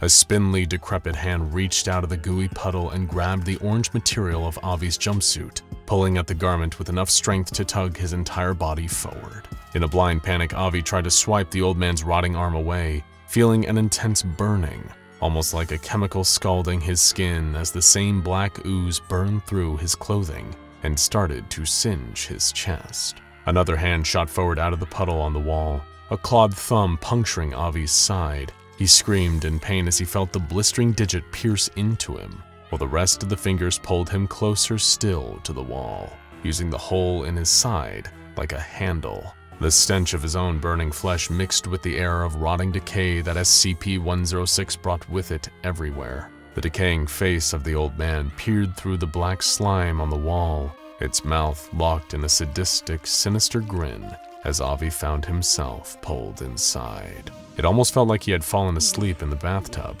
and woke up gasping and spluttering, just having narrowly avoided drowning. Except now he was waking up in an entirely different space, the transition there having done little to dull the pain of his injuries. Sitting up as he arrived in his new dark and desolate surroundings, Avi gripped his side and winced at the searing pain. Then, the sudden smell of burning plastic crawled up his nostrils and down the back of his throat. Most of the equipment the Foundation had strapped onto him was melting, the heart rate monitor and camera corroding, covered in more of that black sludge. Standing up, gritting his teeth through the pain of his wounds, Avi quickly removed the devices as carefully as he could. It was far beyond caring about the Foundation's expedition right now. He just wanted to get back out of wherever the hell this place was. Checking over his shoulder, the slick, corrosive puddle he'd been pulled through was already gone. At any rate, Avi didn't particularly like the idea of going back that way, so was relieved, although he'd soon find out that relief was perhaps misplaced. He had barely a few moments to examine his surroundings, not that there was much he could see besides endless dark corridors and the withered figure of the old man. It had reappeared, looking like it was far off in the distance before, in a split second, the gap between SCP-106 and Avi had closed. The creature tilted its bald skeletal head as it looked at him, and he got a full, unobscured glimpse at its sunken eyes and face locked in a perpetual lipless grin. The rotting, wrinkly flesh of the old man's body was oozing more and more of that dark, disgusting mucus, droplets of it landing on Avi's clothing and burning holes right through. One hand still applying pressure to his side, Avi turned and tried to run as far and fast as his body was able. If getting away was his sole objective, he wanted out as quick as possible. Anything to get away from the nightmarish creature he had now found himself trapped with. Running didn't seem to work though. He was sure he had made it at least a few feet. The old man was still standing behind him, but looked to be at more of a distance. That was, until Avi noticed his legs. They were running backwards. Each step he had taken away from SCP-106 was being reversed, rewound like on an old VHS tape, bringing him back closer and closer to the creature's clutches. Its claws pushed painfully through Avi's back as it reversed time right back to the point where he had turned to run away. As the old man reached through him, more of that burning, acidic pain started eating away at its captive D-class prey, with Avi letting out a pained scream. It wasn't until several minutes in that he realized something that hurt almost just as bad. SCP-106 could have killed him in an instant. That much was clear, but it hadn't. It had chosen not to. Instead, it was torturing him, prolonging the pain Avi was experiencing, because it wanted him to suffer. With all its strength, SCP-106 hurled him several feet, until Avi's burning, corroded body collided with a hard surface, a wall with a loud crack. The old man then manipulated time within his pocket dimension, causing Avi to fly backward through the air, back into the creature's corrosive grip. It allowed time to keep winding back, undoing all the damage it had done so far. As much as Avi was relieved to be rid of the searing pain he was in, a sick worry deep in the pit of his stomach told him that this wasn't an act of mercy. The old man just wanted to make him suffer all over again. He lost track of how long it went on for, SCP-106 taking sickly and hurting his captive, only to reverse the time within the pocket dimension and do it all again. Each time felt just like the first, made worse by the fact that Avi never had a chance to get used to the pain, to become numb to it. Instead, every moment the torture started was just like the first time. In fact, it technically was. Screaming in agony, Avi had no clue if he had been there for hours, days, months, or even years. Had any time passed at all? How many times had the old man done this to him, only to reverse time and do it all over again, letting the pain begin anew? Every few tries, the old man would release Avi for a moment, but once again, it was never done out of any sense of mercy or kindness. It was so it could hunt him. Still, Avi ran every time as far and fast as he could, searching every corner of that dark, desolate place for some kind of a way out. A portal home, another one of those corrosive black puddles, a big door with exit written on it in big letters. But instead, all he found was SCP-106. Or rather, the old man found him. It was hunting him again. Avi had no idea how many times this made. Panting, he slowed to a halt, trying to catch his breath. Reaching out in the dark, he put a hand against a nearby hard surface, a wall, then felt a crack under his hand. Examining closer, although he could barely see it, Avi could feel with absolute certainty that this wall had been damaged just a little. It was the same one, the exact same wall he had been thrown against. Who knew how long ago? But the point was, it was still cracked from where his body had hit it. Even after the old man had reversed time to hurt Avi over and over again, the damage had stayed. He had no way of knowing if it would work or how long it would take, but it might have been a way out. Desperately, Avi slammed his fist against the wall, feeling pain shooting through his fingers and up into his arm as it collided with the solid surface. Nothing changed. Winding back the other arm, he hit it again. Still nothing.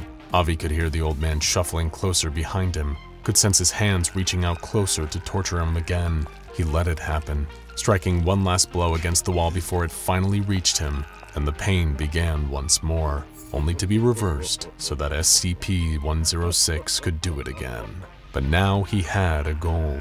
Each time the creature rewound time and undid all the damage to its captive's body, Avi went looking for that same wall, feeling across every surface until he reached it again. The damage was still there, only a tiny crack for now, but time, despite being under the old man's control in this pocket dimension, was on Avi's side. Whenever he made it back to the wall, he started to punch it again, pounding one fist against it after the other. He didn't relent, despite the pain it caused him. He told himself it would be worth it if it meant a way out. Even the times when the bones in his hands broke, and he was flimsily striking at the cracked wall with shattered fingers, he didn't stop.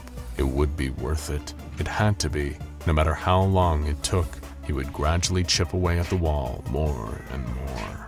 Every time SCP-106 would find Avi, and when it did, it would hurt him. The pain he'd put himself through trying to break down the wall helped numb some of the torture before the old man reset everything again. Then, the hunt began again, and Avi went back to making his gradual dent in the wall. The whole time he remembered he was doing it for Kali, for his freedom, and a fresh start. Until, eventually, it stopped. Avi had no idea how many times he'd struck the wall, but it had been enough to start tunneling through it slightly, both hands bloody and broken again. But this time, the old man didn't appear. It had stopped. Screaming in rage, Avi started throwing himself at the indented wall, trying desperately to chip away more, completely unaware that SCP-106 had left him alone in its pocket dimension.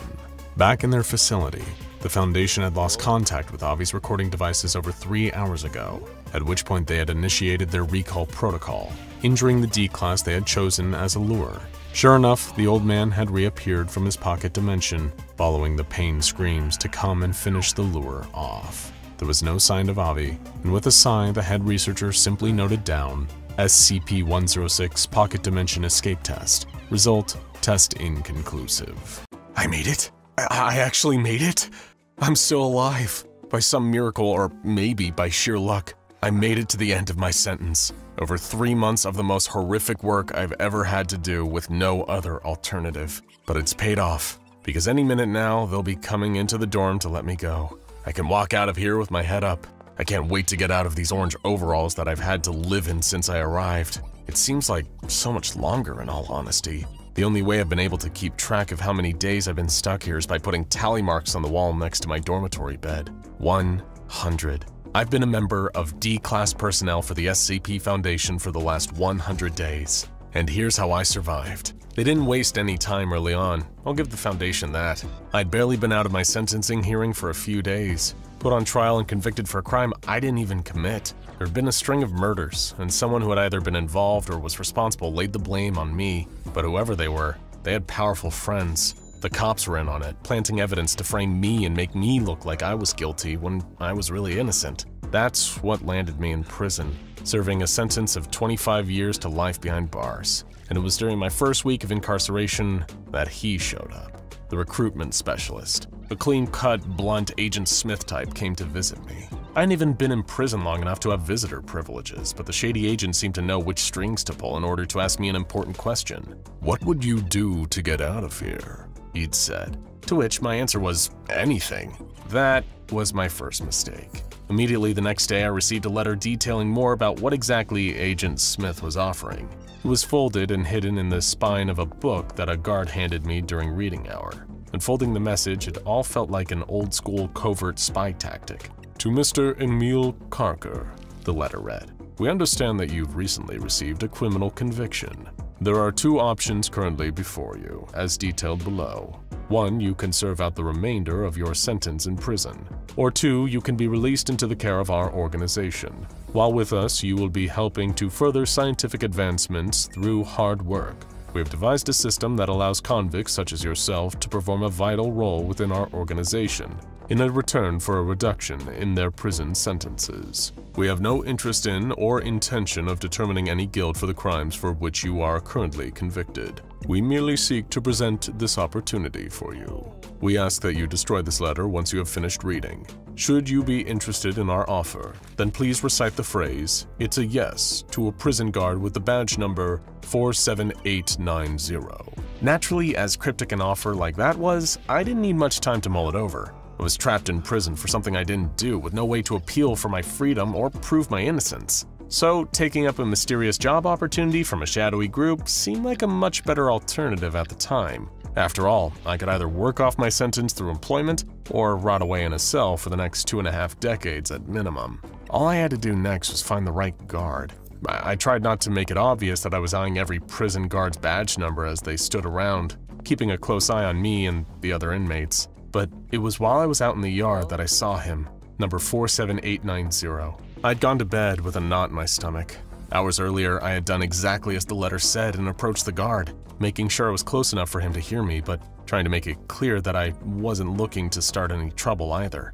"It's a yes," I told him. In response, 47890 had furrowed his brow and scrunched his mustache, seemingly in disgust. Back up, inmate, he commanded sharply. I backed away with my hands raised, confused as to what just happened. I spent the entire rest of the day thinking about it. Maybe the note had been a prank, some kind of initiation, seeing as I was the newest prisoner. But that didn't explain the agent who had shown up before. What was going on? The questions that were spinning around in my head eventually wore me out. And while I slept, that's when someone put a bag over my head, drugged me, and snuck me out of prison. When I woke up, I was somewhere new, a room filled with other convicts. Although not many of them seemed to have come from the same prison I had been sentenced to. Plenty were sporting different jumpsuits, but their gruff demeanors told me all I needed about them. I was surrounded by a more violent breed of criminal, some of the worst of the absolute worst. The atmosphere in this pen full of murderers and monsters was so tense that it felt like the slightest accidental bump could explode into a full-blown fight. Suddenly, a hatch in the ceiling opened, and a pile of clothing came thumping down from above. It was a massive orange, enough matching overalls for every inmate in the room. Of course, I held back from the initial clamor some of the others made, grabbing their new prison garb, snatching orange overalls from each other and arguing.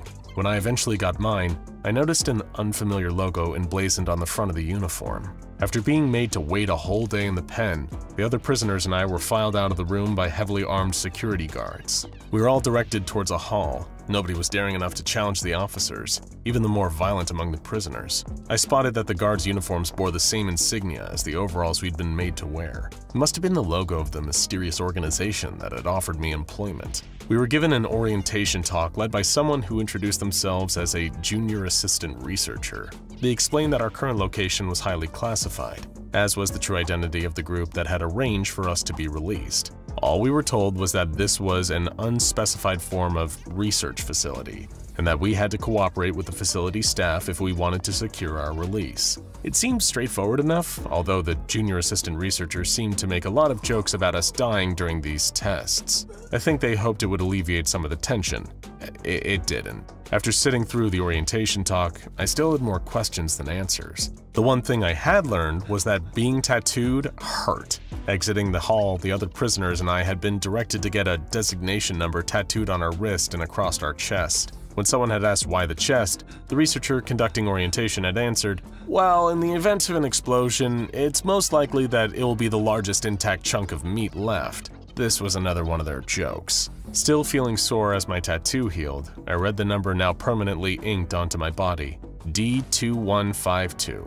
D-Class Personnel. That's what they called us now. We were directed into a dormitory, a lot less cramped than my old cell. But still, being surrounded by violent criminals when I knew I didn't belong there, it felt no less isolating.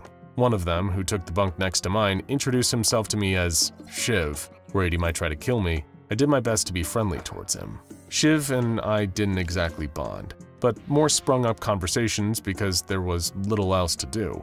I was still worried about some of the flippant comments made about all of us dying, until he pointed out something far stranger. "Don't you wonder why they're making us all wait?" he asked. And the moment he mentioned it, I did start to wonder about that. It seemed odd that this organization had wasted little time in getting us all here. It had only been a week ago that I entered my prison cell for the first time, and now I was here. "I think it's their way of telling us," Shiv went on. that we aren't here to be helpful, to be a workforce for them.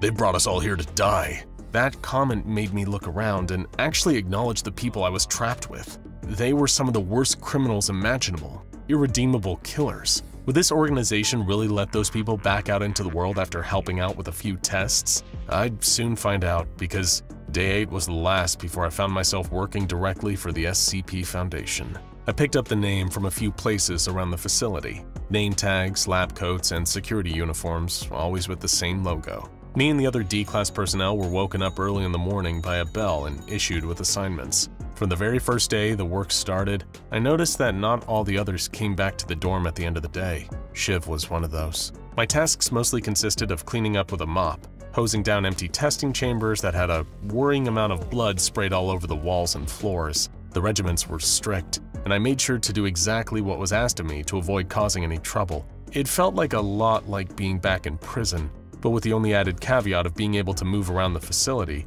even if it was to go and wipe up the Foundation's mess. Although the other classes of personnel didn't seem to take kindly to my help, making snide comments as they passed me in the hallways. We'd been told not to address the other staff unless spoken to, which was frustrating. I certainly had a few things I would have liked to say to them. After 2.5 weeks without so much as a hint of any trouble, I was given my first testing assignment that wasn't just cleaning up. You would think that would be exciting, but having seen some of the carnage left behind after other tests, I was anything but eager to take part.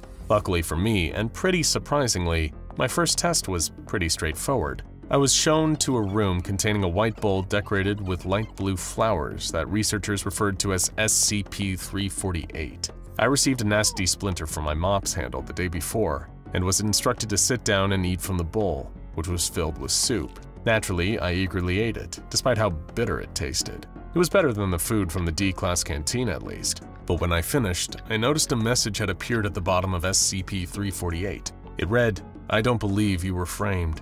Goodbye, son." After that, it was as if the floodgates had been opened, and every day I was asked to do another test with a new SCP. Most were harmless anomalous creatures or objects, like one of the bigger experiments I was involved in, which focused on SCP-999, this friendly little gelatinous orange blob. Electrodes were hooked up to me while I just calmly sat in a room with SCP-999. Being around it made me feel great, the best I'd felt since arriving and joining D-Class. Although I did hear one of the other researchers making a comment that SCP-999 was, quote, "not ready yet," whatever that meant. Even so, the tickle monster had given me a new positive outlook on my role at the Foundation. It was odd work, but I could find a rhythm to it that would hopefully make the time pass by a little quicker. And if it meant getting out, it was worth all the dirty looks from other classes of personnel. This was an outlook I didn't want to lose. After a month, we were told to take a pill that the guards handed out to us, something called an amnestic that would make us all forget the previous month. But wanting to hang on to my newfound optimism,